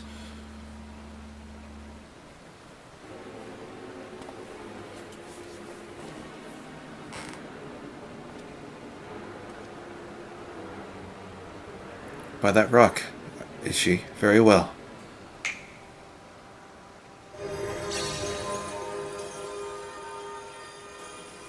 What? Why can't I hide?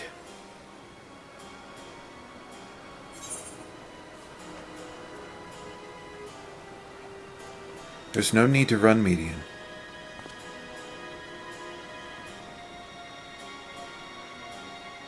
Olive, what are you saying? Everything is so faint. I'm sorry, I'm not strong enough. Stay away, I'm begging you. Don't make me say it. It will break him, his poor fragile heart.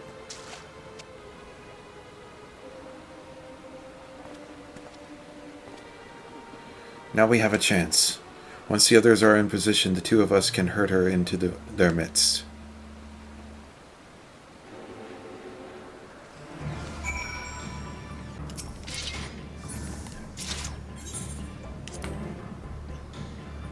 Is this teleporter not in use? It seems to have been left out to the mercy of the elements. Either way, it bears no trace of Median's essence. We move on. Interesting.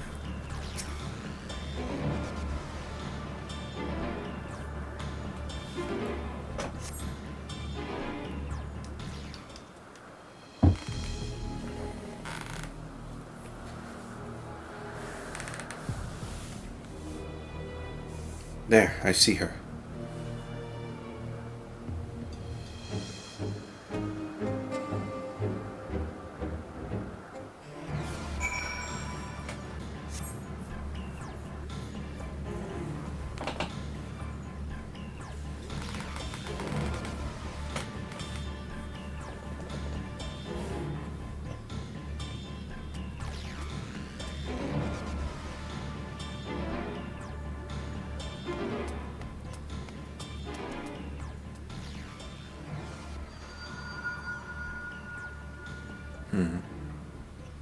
Aha!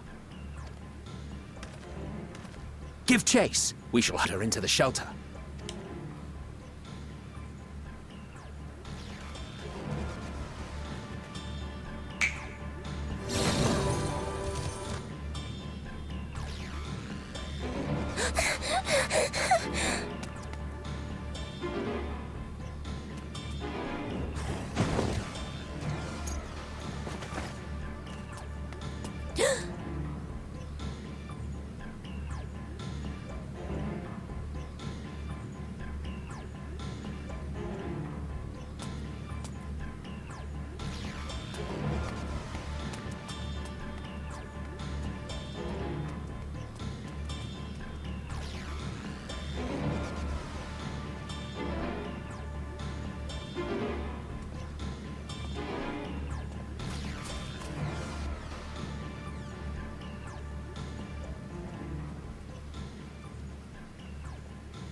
Please, Mission.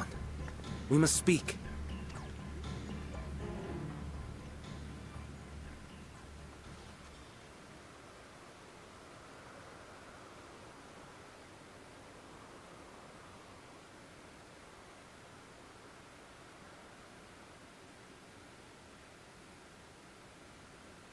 I'm sorry, Hermes. I'm so sorry. If someone can hear these words, then please... please protect them. Protect them all.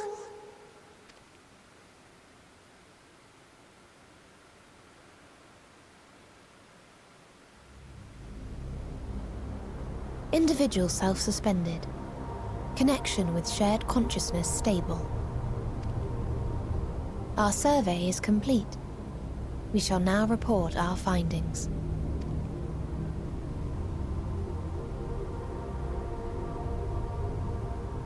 All units safely arrived at their respective destinations. Seeking answers to Hermes' question, we attempted to make contact with the intelligent denizens of each star. Results are as follows, in order of numerical code. Enna. Traces of civilization found. Structures believed to have served as domiciles. No extant life forms detected. Dio. Ruined remnants of buildings scattered across star, surface of which is encased in ice. Presence of life could not be verified. Tria. Evidence of large population centers, akin to cities recovered. No extant life forms found, only their lingering essence. Tessera. Edifices surmised to be abandoned residences found. No extant life forms detected. Deadly plague or extreme environmental degradation likely to have led to mass extinction. They are all... dead. Octo. Star found in state of violent conflict. Contact successfully made with inhabitants, but deployment of weapons of mass destruction resulted in total annihilation of local population shortly thereafter. Inea.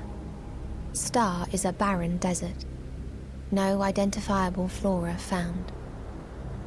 Bones of living beings resembling men discovered beneath sands, but determination regarding their intelligence inconclusive. Remind me, Hermes, what exactly was the question you entrusted to Meteion? I tasked her with asking what others live for. What gives their lives meaning. Did you consider what may happen if the premise of the question is flawed? To be able to answer it, one must be living and desire to continue doing so. But if Meteion finds no living beings in the course of her journey, or none who desire to live, what then? What answers would she derive from their silence?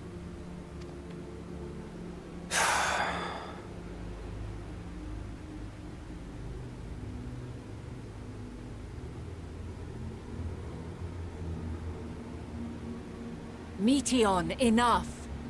Suspend your mission, and return hither at once. Decapente. Local civilization once flourished under auspices of higher power.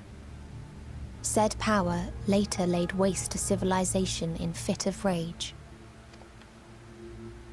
Upon revealing this to me, entity elected to self-terminate in lieu of providing answer to question.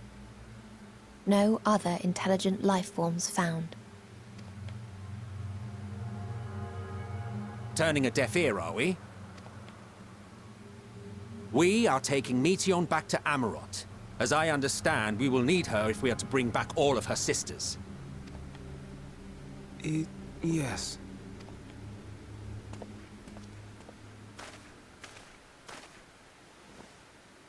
Meteion.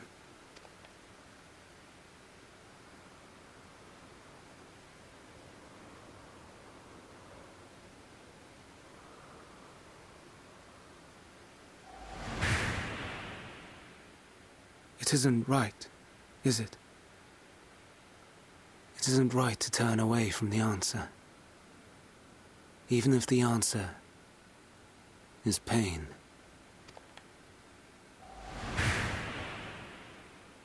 Even if we aberrations must scream ourselves hoarse to be heard.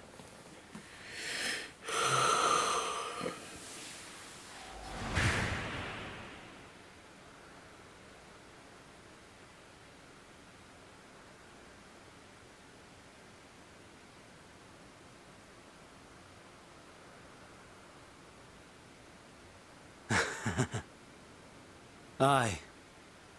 Whatever answers we find, I will not dismiss them out of hand.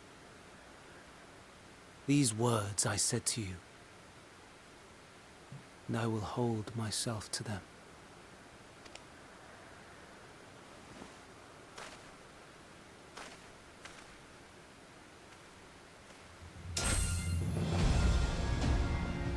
What are you doing?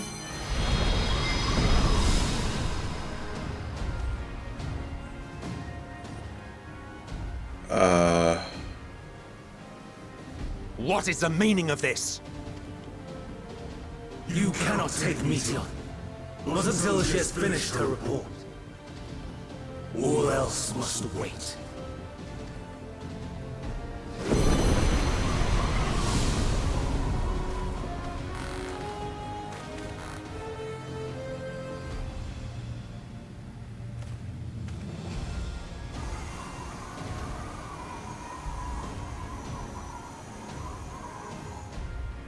You fool!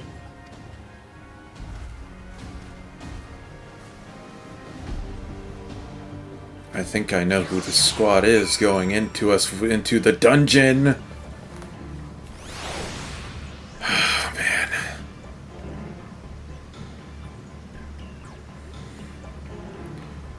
Oh my god. I'm sorry, excuse me. I'm just putting things together in my head.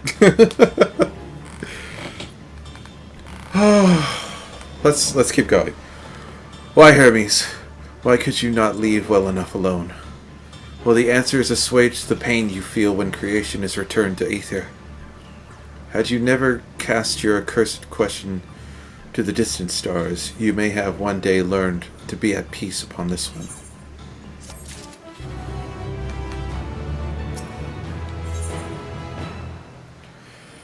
Caging the messenger. Hermes has headed to Catesis. Considering the expansive dimensions of the place, even we may have difficult time locating his ether. All I can say is that he entered from the rooftop and likely arrived at the utmost point of the facility. So do we pursue him? Of course we pursue him. No matter what Hermes might be thinking, Leon is a potential threat that needs to be brought under our control. The Convocation's duty is to safeguard this star takes precedence over any personal stake in the matter. Vana, Allah. 'Tis clear we stand on a precipice, but we have yet to determine beyond a shadow of a doubt that Medion's is the hand which tips us over the edge. Nevertheless, if we are to learn the truth of the final days, we must give chase, and even if neither Hermes nor Medion is ultimately responsible, we cannot leave them to suffer this torment alone. Agreed on all accounts. To Catesis Hyperborea, then.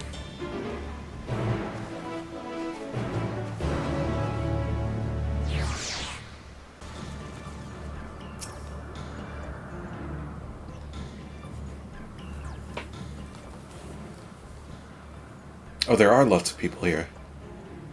I thought they were just other players in the glam.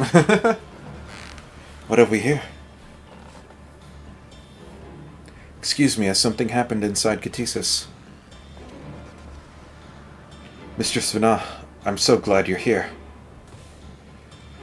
No one knows what prompted it, but the alarm was sounded and Catesis put into a state of alert. Procedure dictated that we evacuate immediately, and we have yet to investigate further. This is Hermes doing, obviously. And what does this state of alert entail exactly? A field of dampening magic is draped over the entire facility, usually in response to escaped entities and the like. Catesis scholars and observers are unaffected, but everything and everyone else is weakened to a fraction of their usual capabilities. Then consider us forewarned. We do, however, have urgent business with Chief Hermes, and must enter the premises regardless.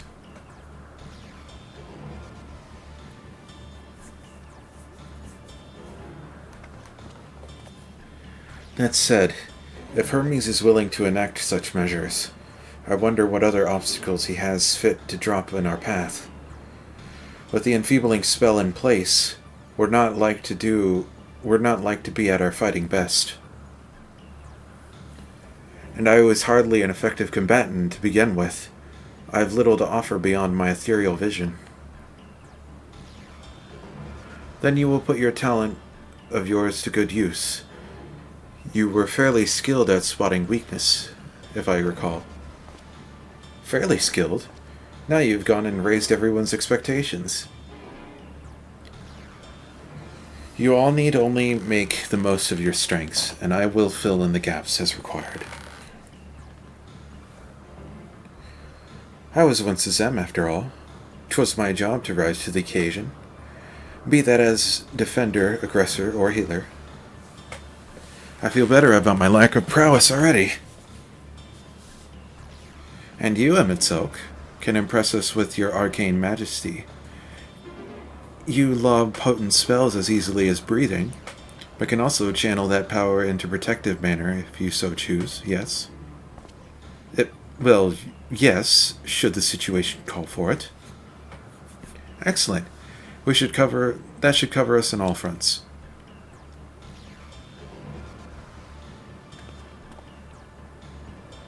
Your tale led us here, Allah, so 'tis only right that you lead us now. No matter what lies ahead, we will win through to Hermes and Medion. And then we will face the future together.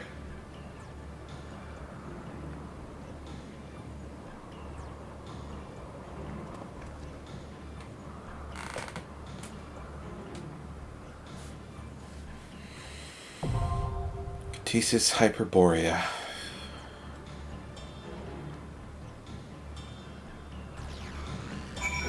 Well, I shouldn't have too much hard of a problem getting back here. It was fun while the glamour lasted. But I need to find a place where no one will probably be right now. Walkers, maybe? No. I can't imagine too many people being at Ishgard right now. Alright. This place is the first place that's going to officially be outgearing me. So, you're not following me all the way. Okay. Things are probably going to hit hard. Oh man. Look at this. All-rounder Vana. Soul Seer. Hythlodeus. Bard. In the third seat, emet-selch. Let's fucking go! This is cool!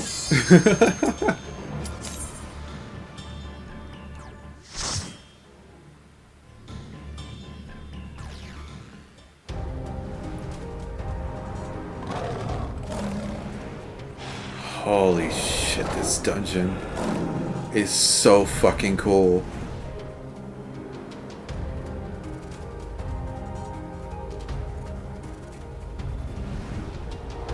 I remember when we saw this in the trailer, when we saw this in the trailer for the dungeons, people were like, man, what the fuck is Charlene doing?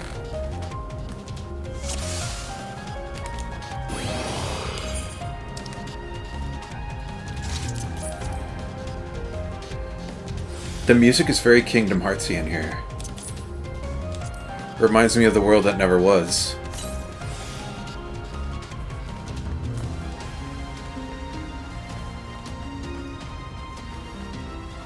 Please, turn back, else I might be forced to.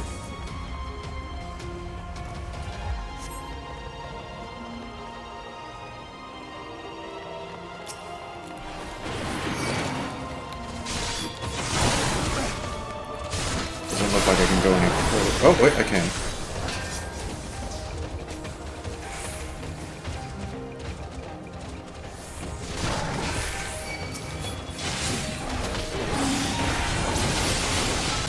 I'm not sure how many big pulls I can get away with in here. That wasn't too bad, though.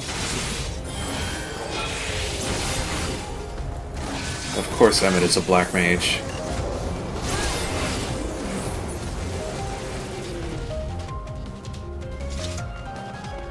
I want to take a look at their weapons. Let me see. It's a pretty bow. Uh-huh. Alright. Cool looking shit.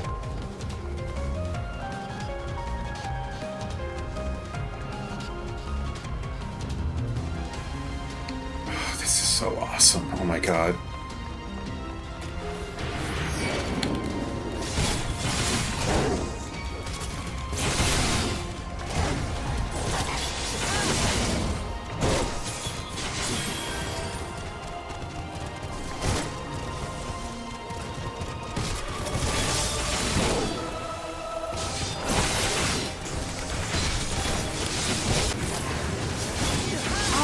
My way.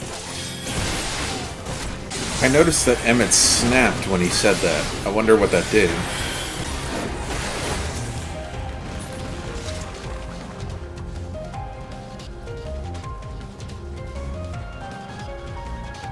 First boss. Lysa. Big fucker man.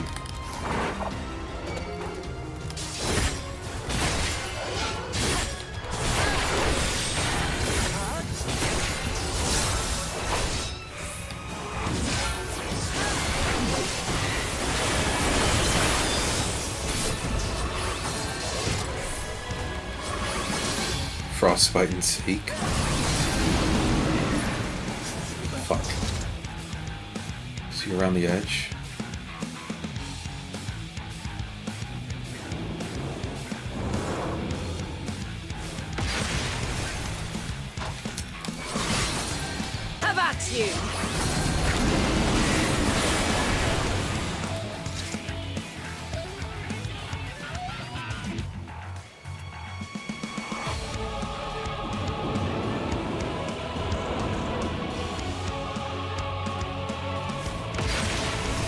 So how do you tell if Vanat isn't there?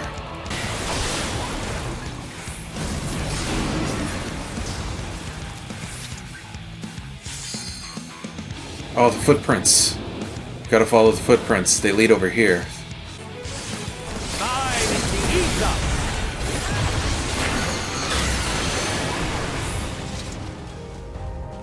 What's the gear from here look like? Boots. That look like boots. Up we go.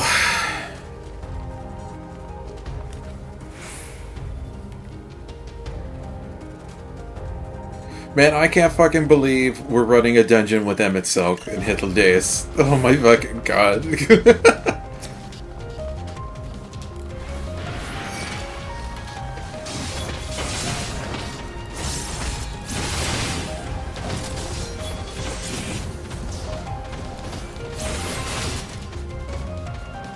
I warn you. Stay away.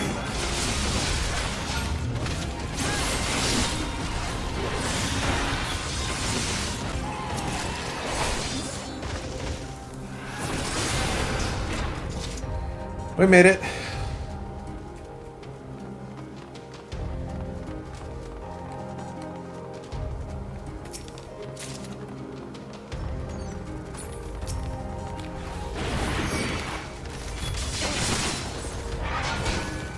I see you opening.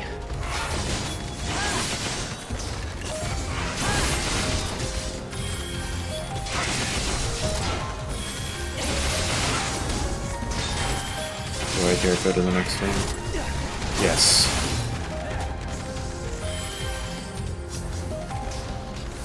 Stand firm.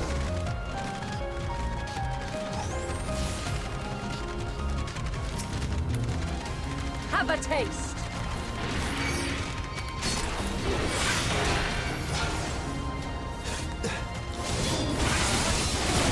Do not underestimate.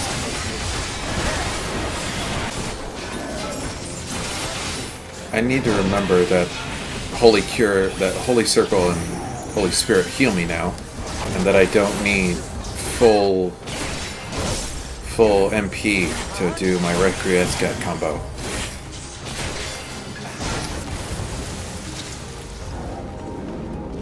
So we'll try that in the next poll.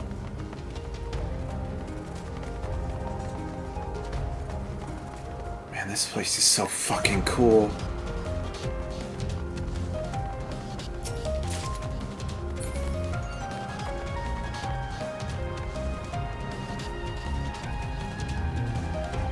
Laden Lord. I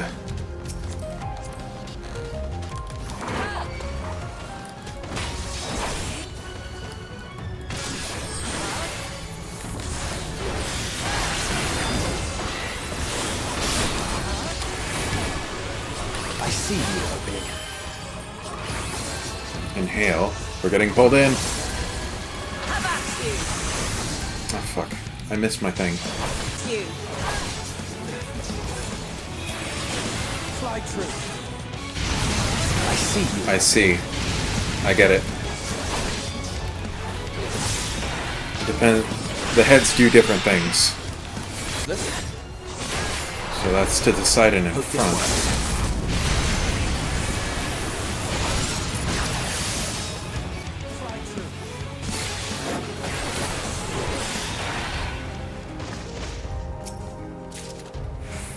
Casting bottoms. Okay. They're pants.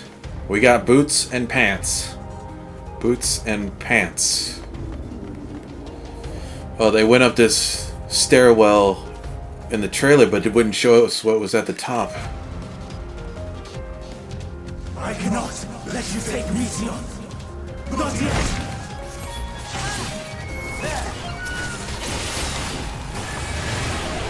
Looks like we're going no further than here.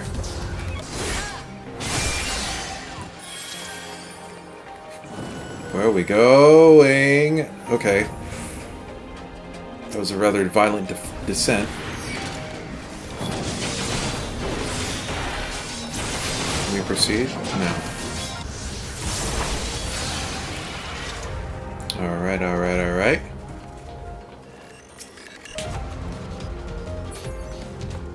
Oh, why would you give me 2 of those in the same dungeon? The same dungeon run, I should say. We are going up! Holy shit! Whoa. I must hear their answers before they're expunged from existence. No, we're staying here. Okay. Oh. They hurt.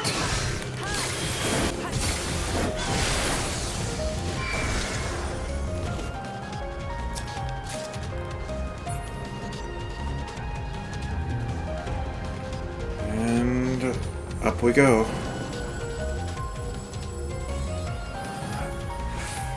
Alright, Hermes.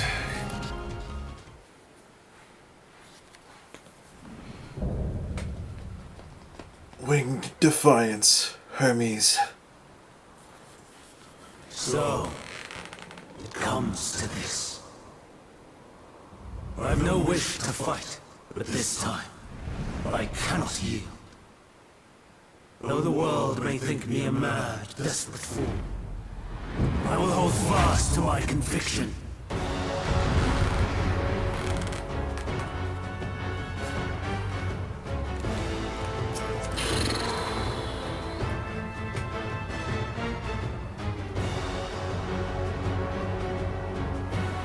Alright. I will have the time and tranquility I require. I see you opening. Dusk and gale, gather to me!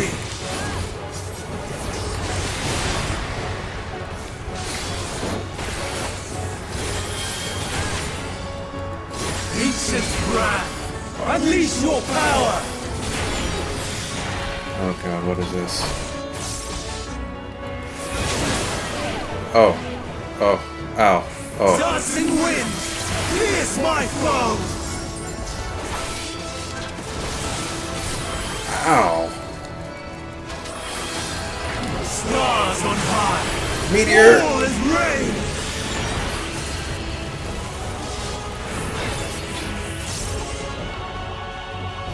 Have a taste. Double.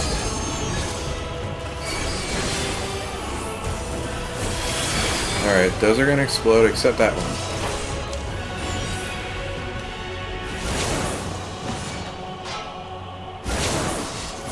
Stand firm. Out of my way. Okay, they didn't explode.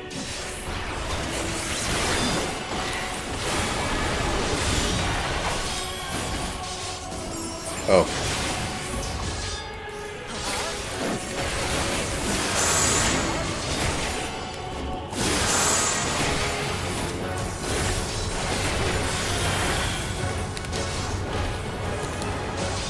Oh, wrong one. Damn it, what was my interrupt? Oh, now he hurts more, damn it! I don't think I have my interrupt on my hotbar somewhere. Ow. Ow. Even when transformed. But I am not finished yet. Do not underestimate me. Man, that's gonna kill a lot of people.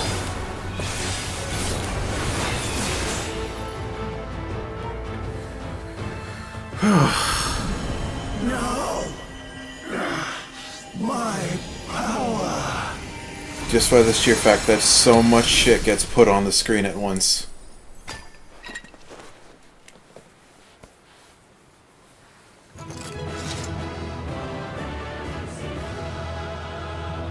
That dungeon was a fucking treat. Holy shit. Oh.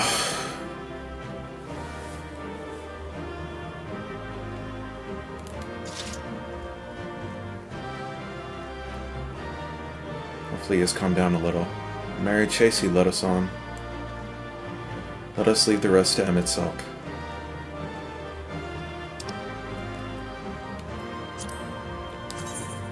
Earring. don't even look all that cool. Man. War Axe. Code of Aiming.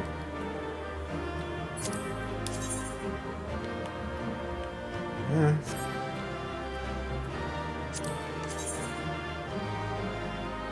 Oh, it's like the other Ascian gear we got from the Hero's Gauntlet. And this isn't dyeable either! God damn it!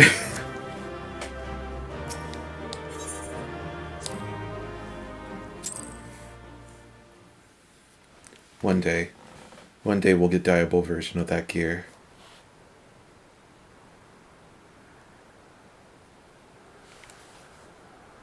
It's over, Hermes. In the name of the Convocation, I hereby take Meteion into custody. And setting aside the matter of your nomination, you will come with us too. We require your knowledge to assess and resolve the situation.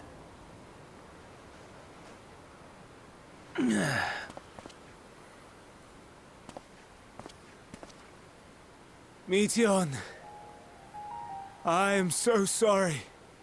Would that I could have listened to your report in full. Reflected upon its meaning and conveyed it to others. That they might reconsider their chosen course. But I have failed.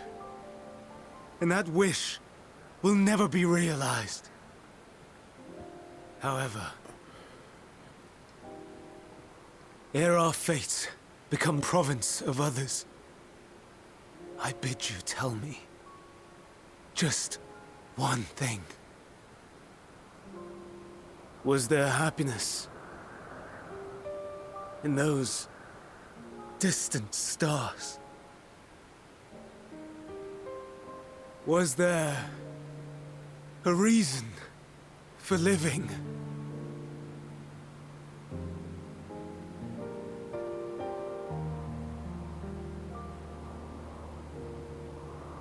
We conducted our search as per your instructions. We scoured historical records, communed with the spirits of the deceased, heard the final testaments of the dying, welcomed their shadowed hearts into our own.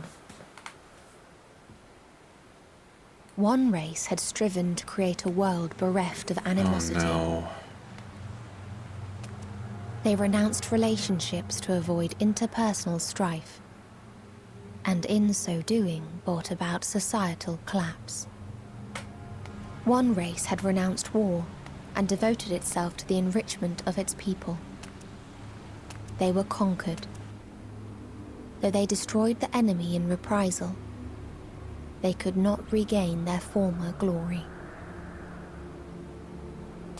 One race had concluded that finite time was the root of all woes. Aspiring to shatter its shackles, they went in search of infinity. They discovered nothing is infinite, and that neither time or death can be cheated. Disillusioned, they gave up on the future and themselves.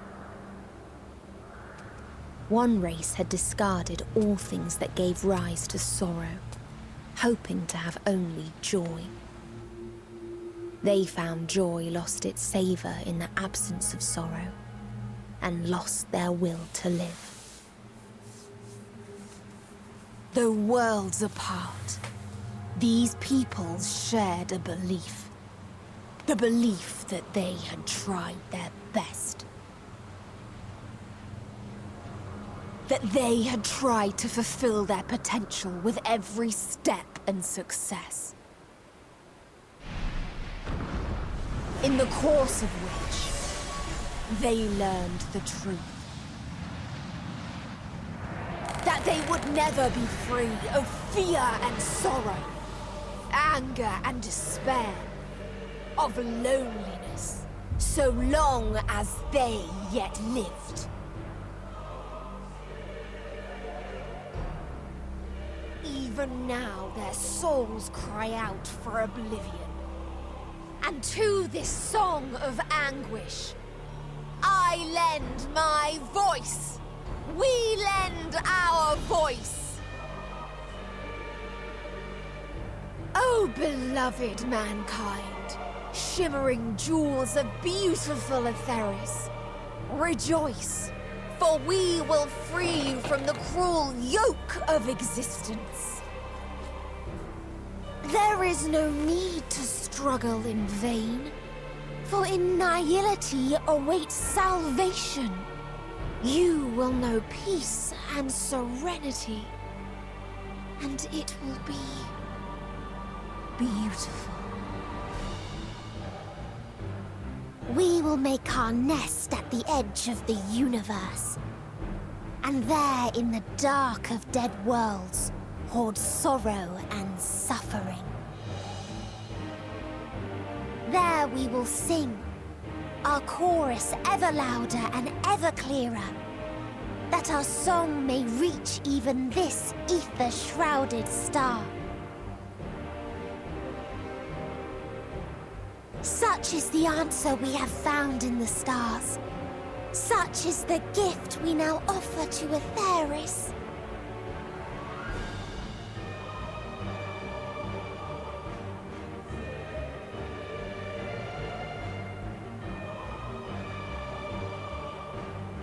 Who are you to decide our fate? To decree we live or die?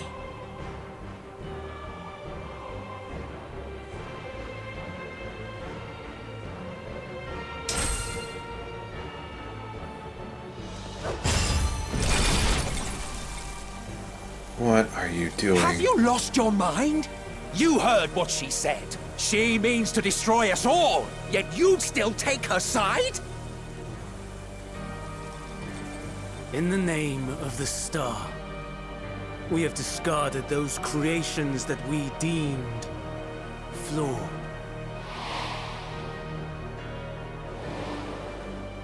If we ourselves are flawed, does it not stand to reason that we too should be discarded? That is sophistry, and you know it! Perhaps it is. Perhaps I am wrong. But who is to say that you are right?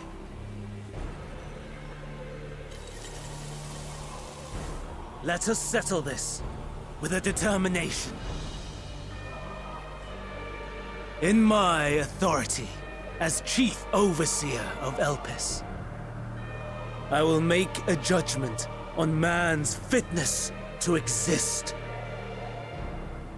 If he can learn to value all life and retain his will to live, even should his end be justified, he will surely find a way to avert his demise. If not, he will perish from the start. As with all determinations, provisions must be made to ensure fairness. Kairos! Awaken!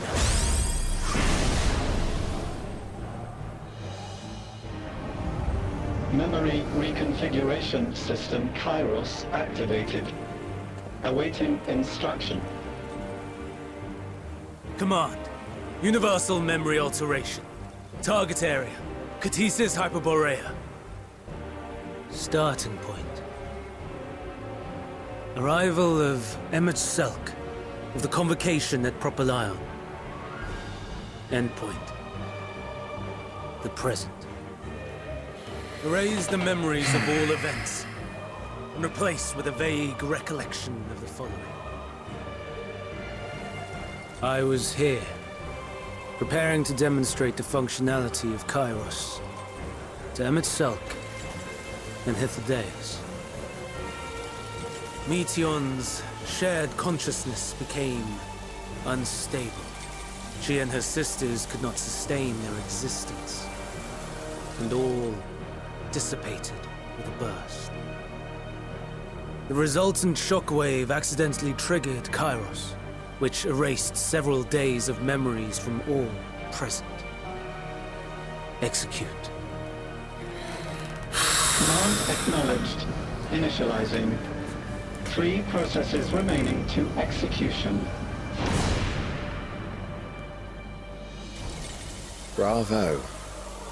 I dare say one would be hard-pressed to make it fairer. Everything that you told us, everything that has happened, the fact we've even met, it will all be gone.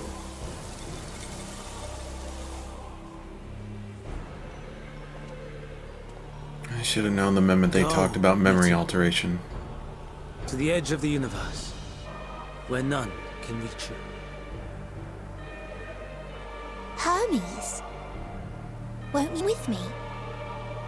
If you were to shed your flesh, I should be able to carry you.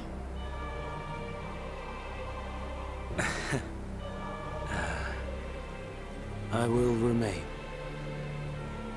As a man, I will oppose the oblivion you bring. Silly fool. Had you said yes, I would have granted you the gentlest end.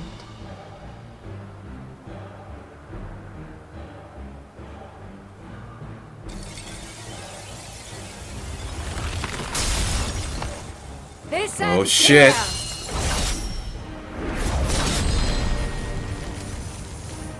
Fly, Meteor!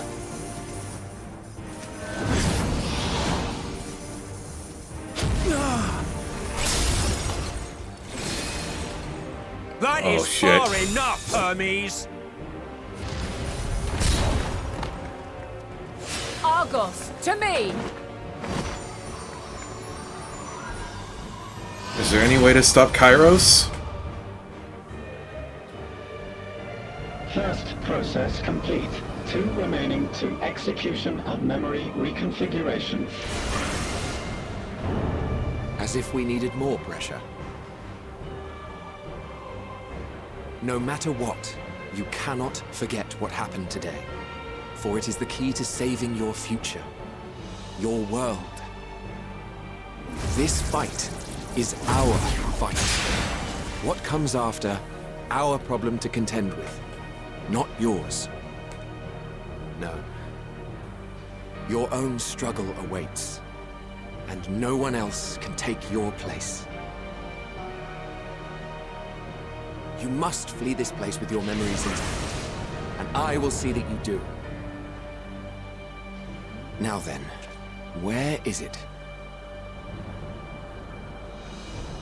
There you are, my little confluence.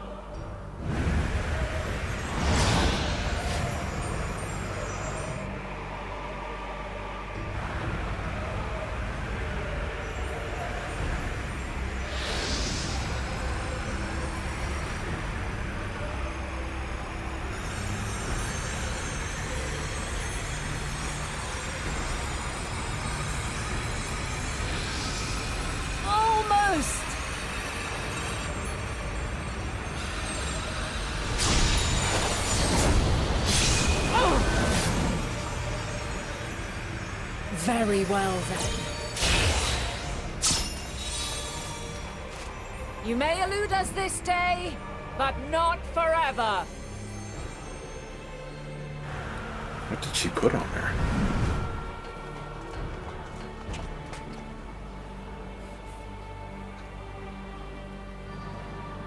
Meteon's gotten away. Second process complete. 1 remaining to execution. No time for brooding. Listen well. Beyond lies a spatial confluence that connects the interior sections of this building. I will destroy the confluence and force open a way outside. When I do, you must jump through.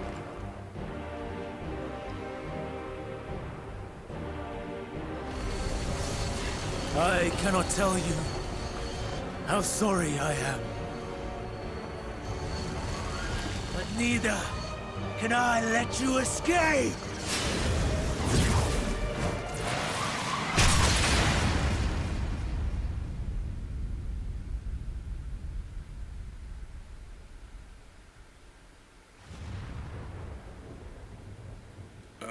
falling.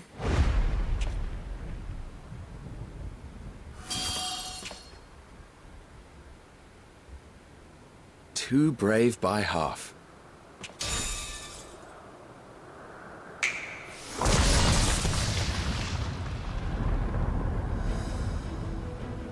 Exemplary work, as always, emet-selch. What? But how? I thought the confluence was... over... Over there? Yes. We were rather hoping you would. It was never anywhere but where it is now. The instant those two began making their way towards nothing, 'twas clear the plan was a diversion. I'm quite incapable of destroying a confluence, I must confess. A gambit brazen beyond words. Though we've grown accustomed to reckless improvision due to the antics of an incorrigible associate. Though, in the case of certain present company, incorrigible is an understatement. Honestly, I'm beginning to suspect it's a requirement for every Azen.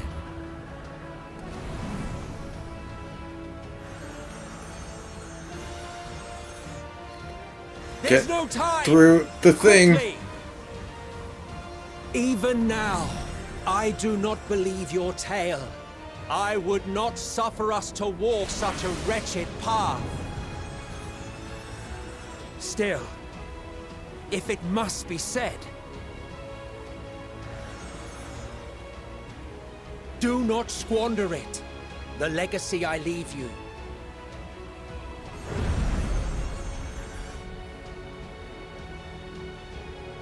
Final process You had to hit me with that smile, goddammit. Memory alteration.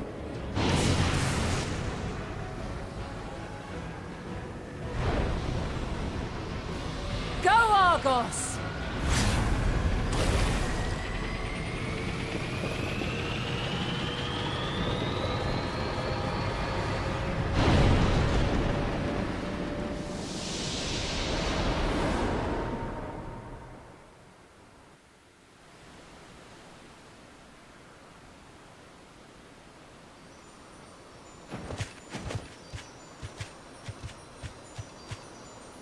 So Vana remembers.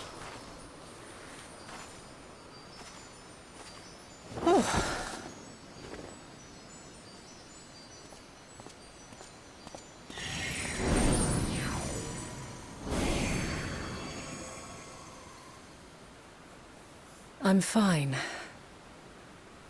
Just a little tired.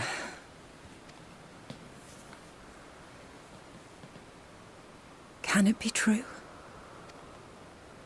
Are we the only ones left who see beauty in the world? In life? Are the stars above no more than husks of fallen civilizations?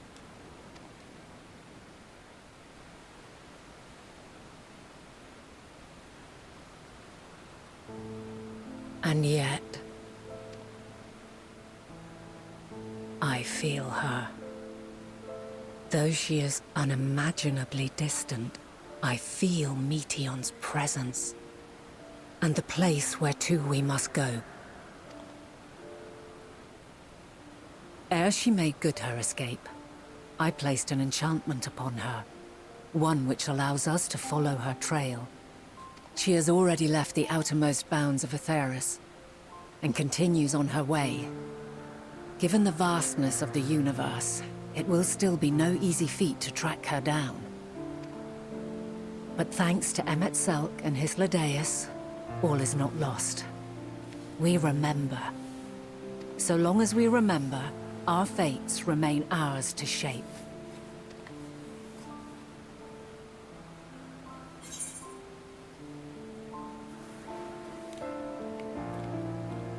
Became of the others, I wonder.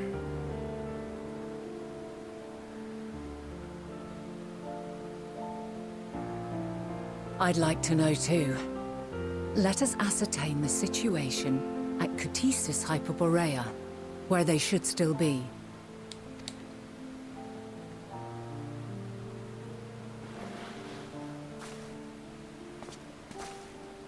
Given the likely state of their memories, however, it would be imprudent for us to approach them directly.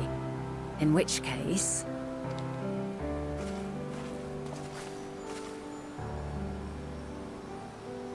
I am sorry, my friend. I've asked much of you this day. But may I trouble you one last time?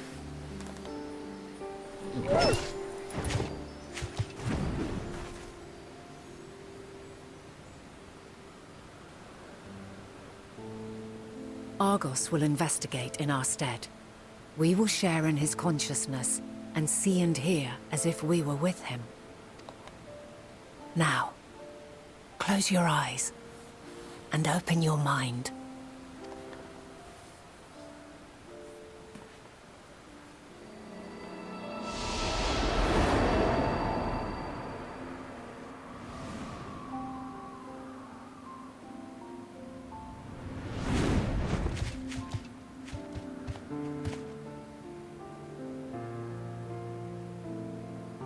Thank goodness you are unharmed.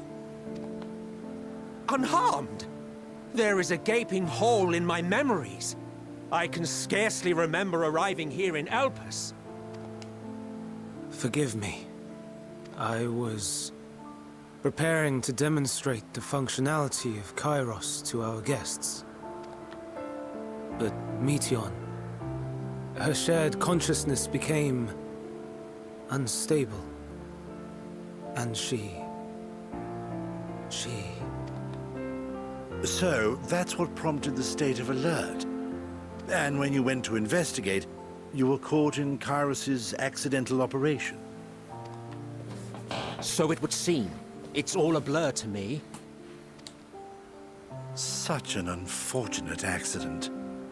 Oh, and what of Vinar and your other companion? You went inside together, as I recall. We did? If Vinar was with us, I have no recollection of it. But that there is her familiar, is it not? The fellow seems happy enough, so I think it's safe to assume his mistress is well.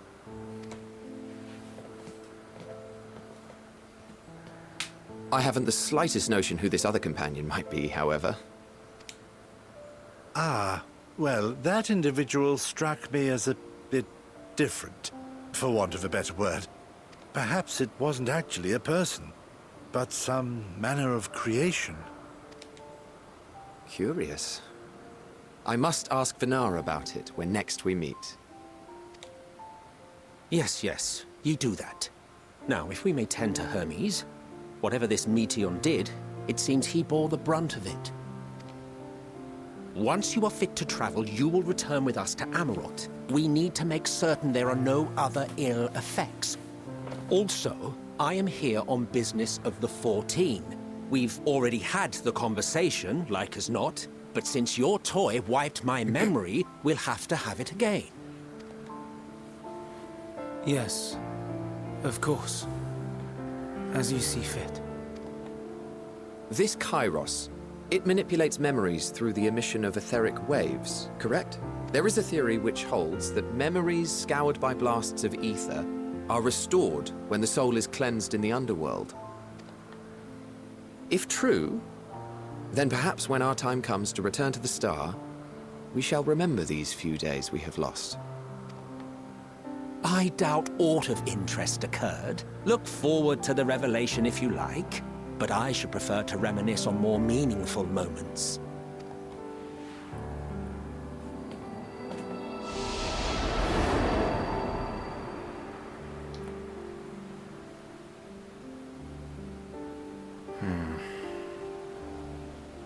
Let us, if only for a while.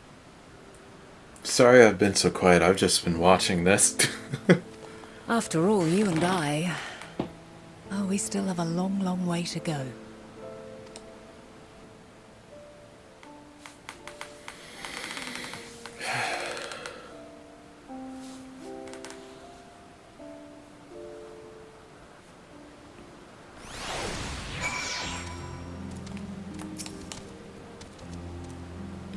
Are you feeling at all recovered?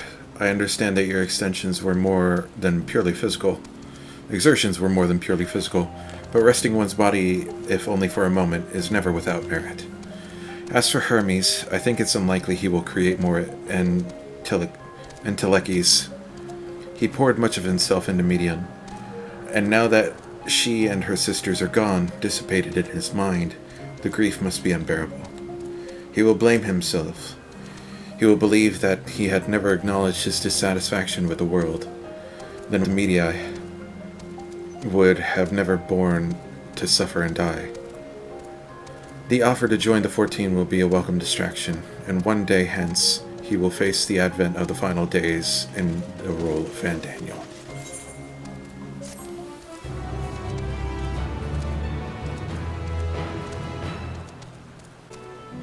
Man, a lot happens in this expansion.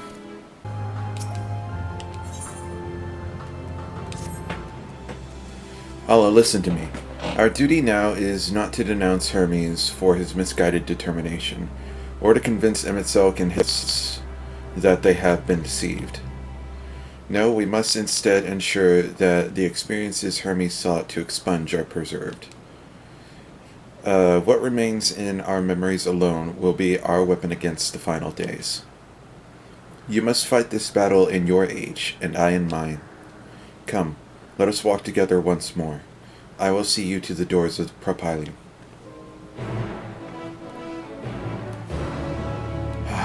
Is it finally time to go home? All these side quests. I always tell myself I'll clear them out, but I'm not sure if I will. We'll see. I was talking to Jess. They said they've been clearing them out as they go. And somehow I think they're still ahead of me? They were like on Twitter, I'd clear one side quest and then another 1,000 pop up. They're like, I ain't got time for that right now. More than ever than any other expansion, I'm like, I've gotta do the MSQ, like, right the fuck now. Once I hit, oh my god, I'm so close to fucking 90. Wow. That dungeon really did it. Your time in this age is drawing to an end. Upon speaking to Vinaz, several cutscenes will play in sequence. Oh boy. It is okay. I miss my boys. I miss my girls. Take me home.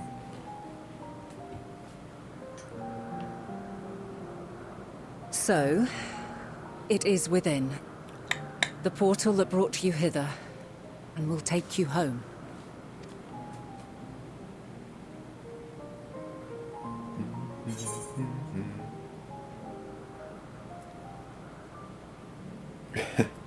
No, Allah wants to go back.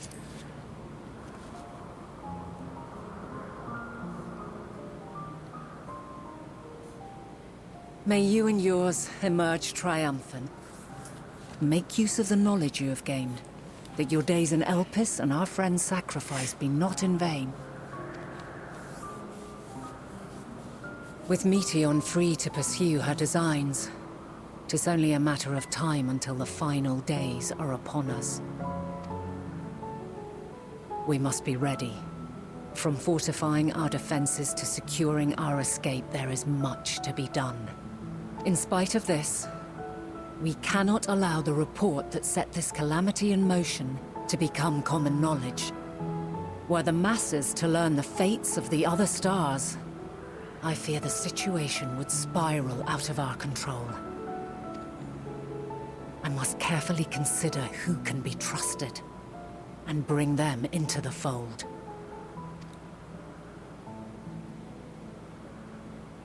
Ordinarily, I wouldn't hesitate to call upon the 14.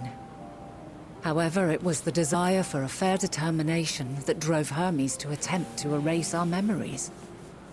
And were he made aware of his actions, there is no telling whether he would remain a friend or become a foe. Alternately, we might try to alienate him from the convocation. Yet in doing so, we would deprive ourselves of a brilliant mind who would be invaluable in the crises to come. Quite the dilemma. Which is why I must work independently of the Convocation. Regardless of how we proceed, if we are to permanently avert the final days, we must be equal to Hermes' challenge. We must prove that mankind is worthy to exist. And this hinges, I think, on how we confront the all-consuming despair that accompanies a senseless and seemingly inevitable end. Bewildered and divided, we would perish like the peoples of those celestial ruins. We could not hope to survive the final days, much less take the battle to Meteion at her nest. We must find a way to defeat despair, to unite and prepare as many as possible for the struggle ahead.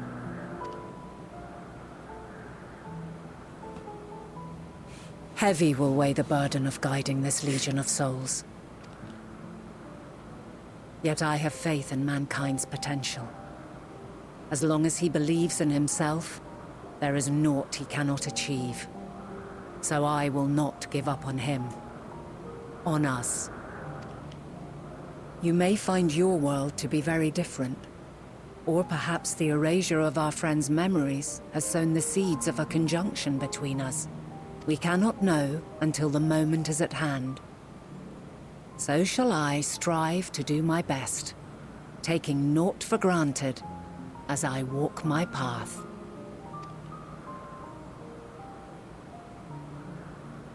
And I pray you walk with me to the end. Walking to the end. As you move forward, so too will I. As will all, resolved to fight for the morrow. And when mankind has found the strength to stand against despair, we shall silence the song of oblivion. She who sings it will learn our journey is far from over. This I promise.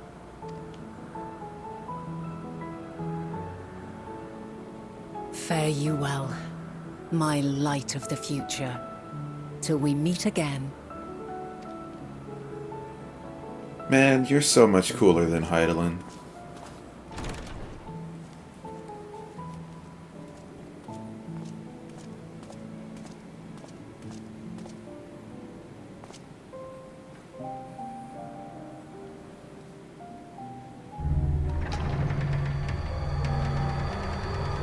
And I'm off.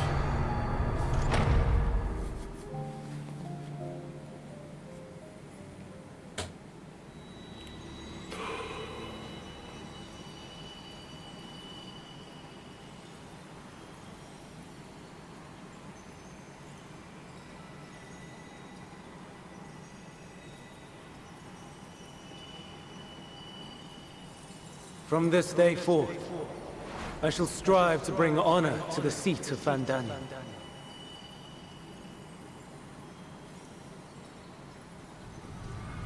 Oh no.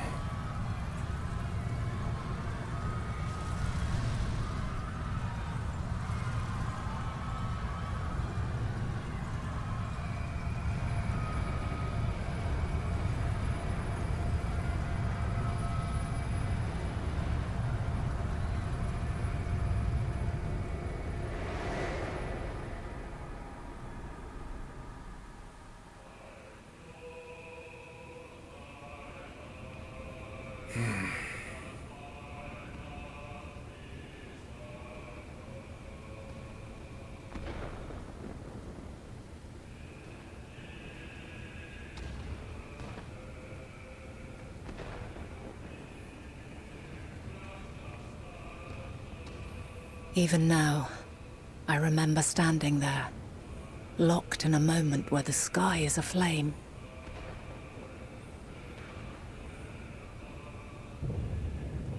Where stars fall as tears, and screams darken the seas. Where resignation rots the trees.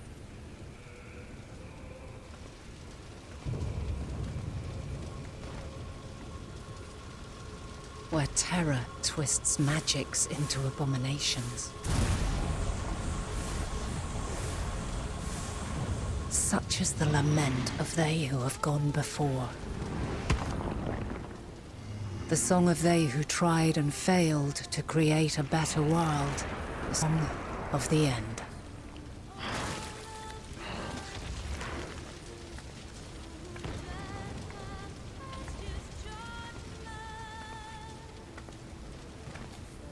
That which hides at the edge of the universe is no longer Hope's creation.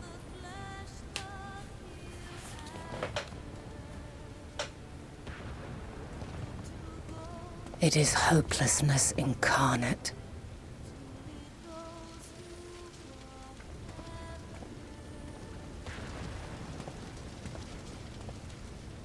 That day, mankind saw half of its number sacrificed to bring forth Zodiark.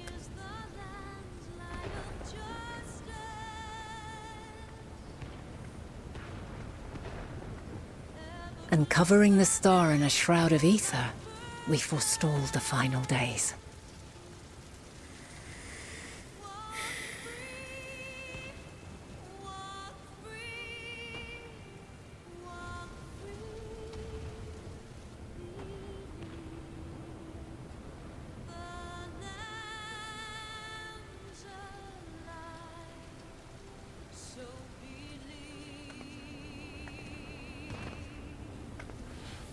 Goosebumps. Yet the cries echoed still.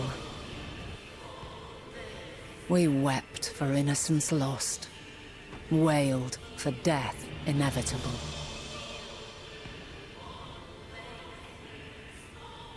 A reality too terrible to bear. And for too many who sought comfort in gilded memories of joyful days and tranquil nights.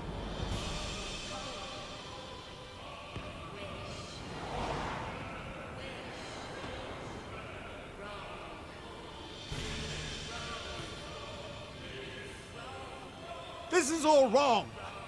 Why must we suffer so? It needn't be like this. No. There must be a way to restore things to the way they were. To reclaim the perfect paradise we once had.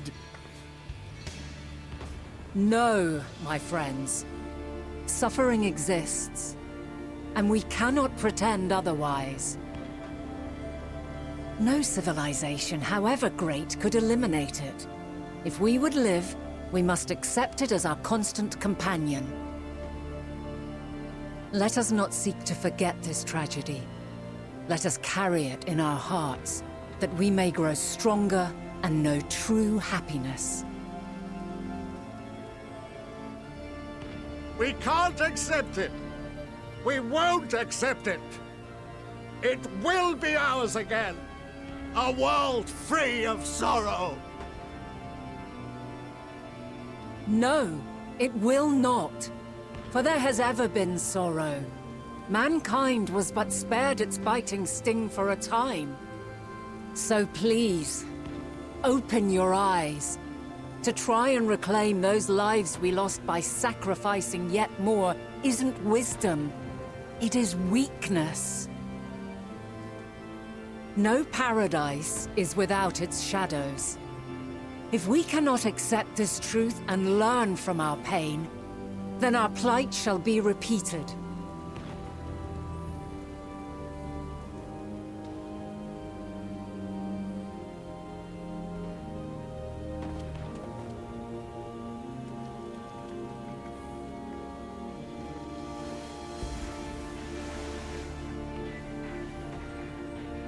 O mighty Zodiark! God, born of our boundless faith, we bid you, hear our prayer. Accept this offering of lives, and deliver unto us the lives we once had. Deliver unto us the days of old, the days when the star was a font of love, and we knew naught but bliss.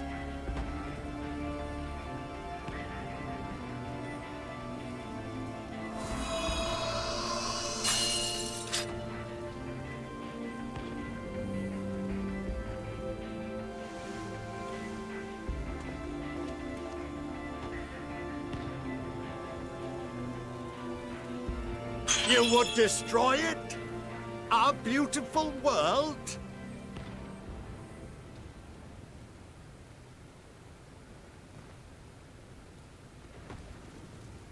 Lands that stretched on forever.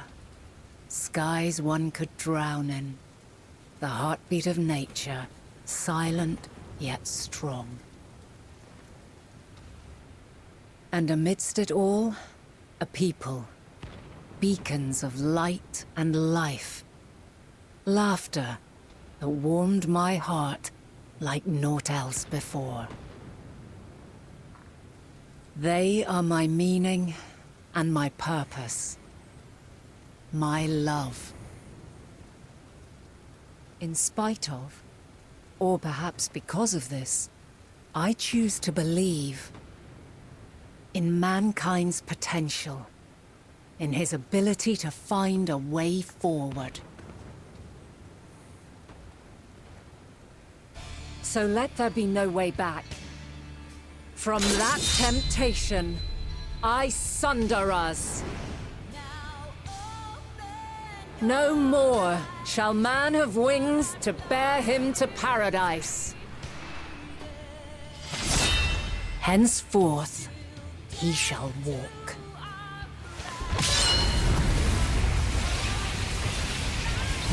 That's kind of fucking badass, I'm not gonna lie. No more shall man have wings, he shall walk. That's fucking cool.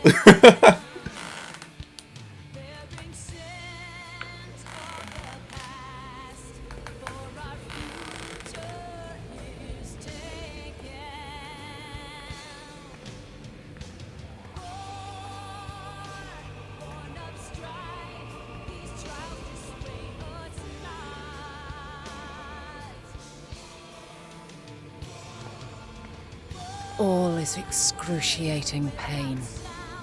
I breathe fire and torment.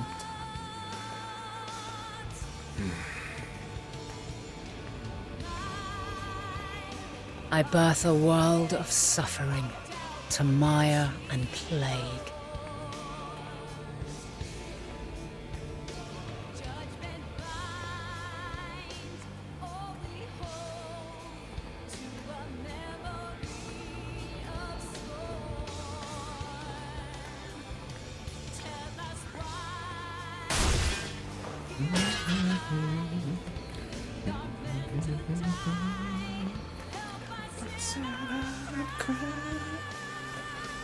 In one fleeting moment, lives come and go, ever moving towards the unknown. And in that fleeting moment, they cry for the answer to the question. Why, given life, are they meant to suffer, to die? Oh, goosebumps. Holy shit. As fragmented, imperfect beings, yours is a never-ending quest.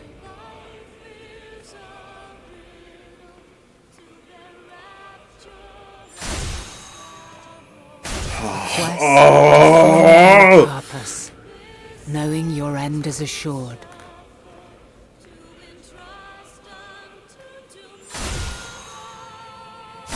To find the strength to continue when all strength has left you. To find joy even as darkness descends.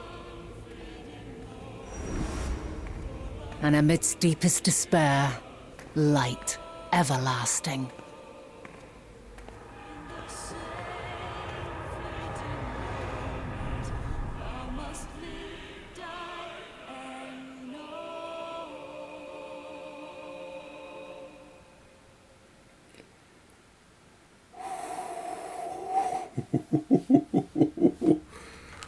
Holy shit. A conjunction has begun to form, an intertwining of your time and mine.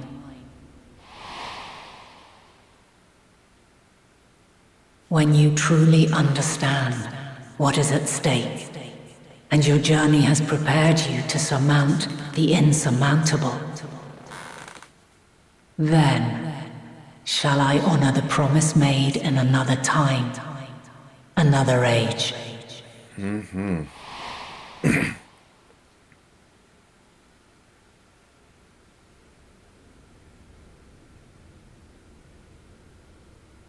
Man, Vanna's the fucking coolest.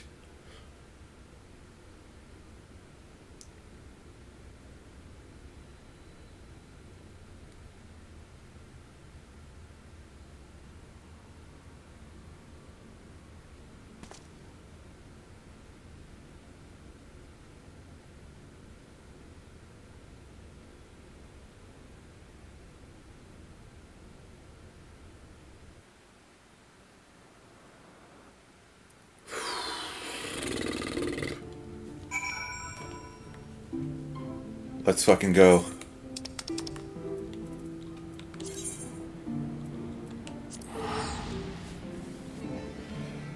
Oh my god.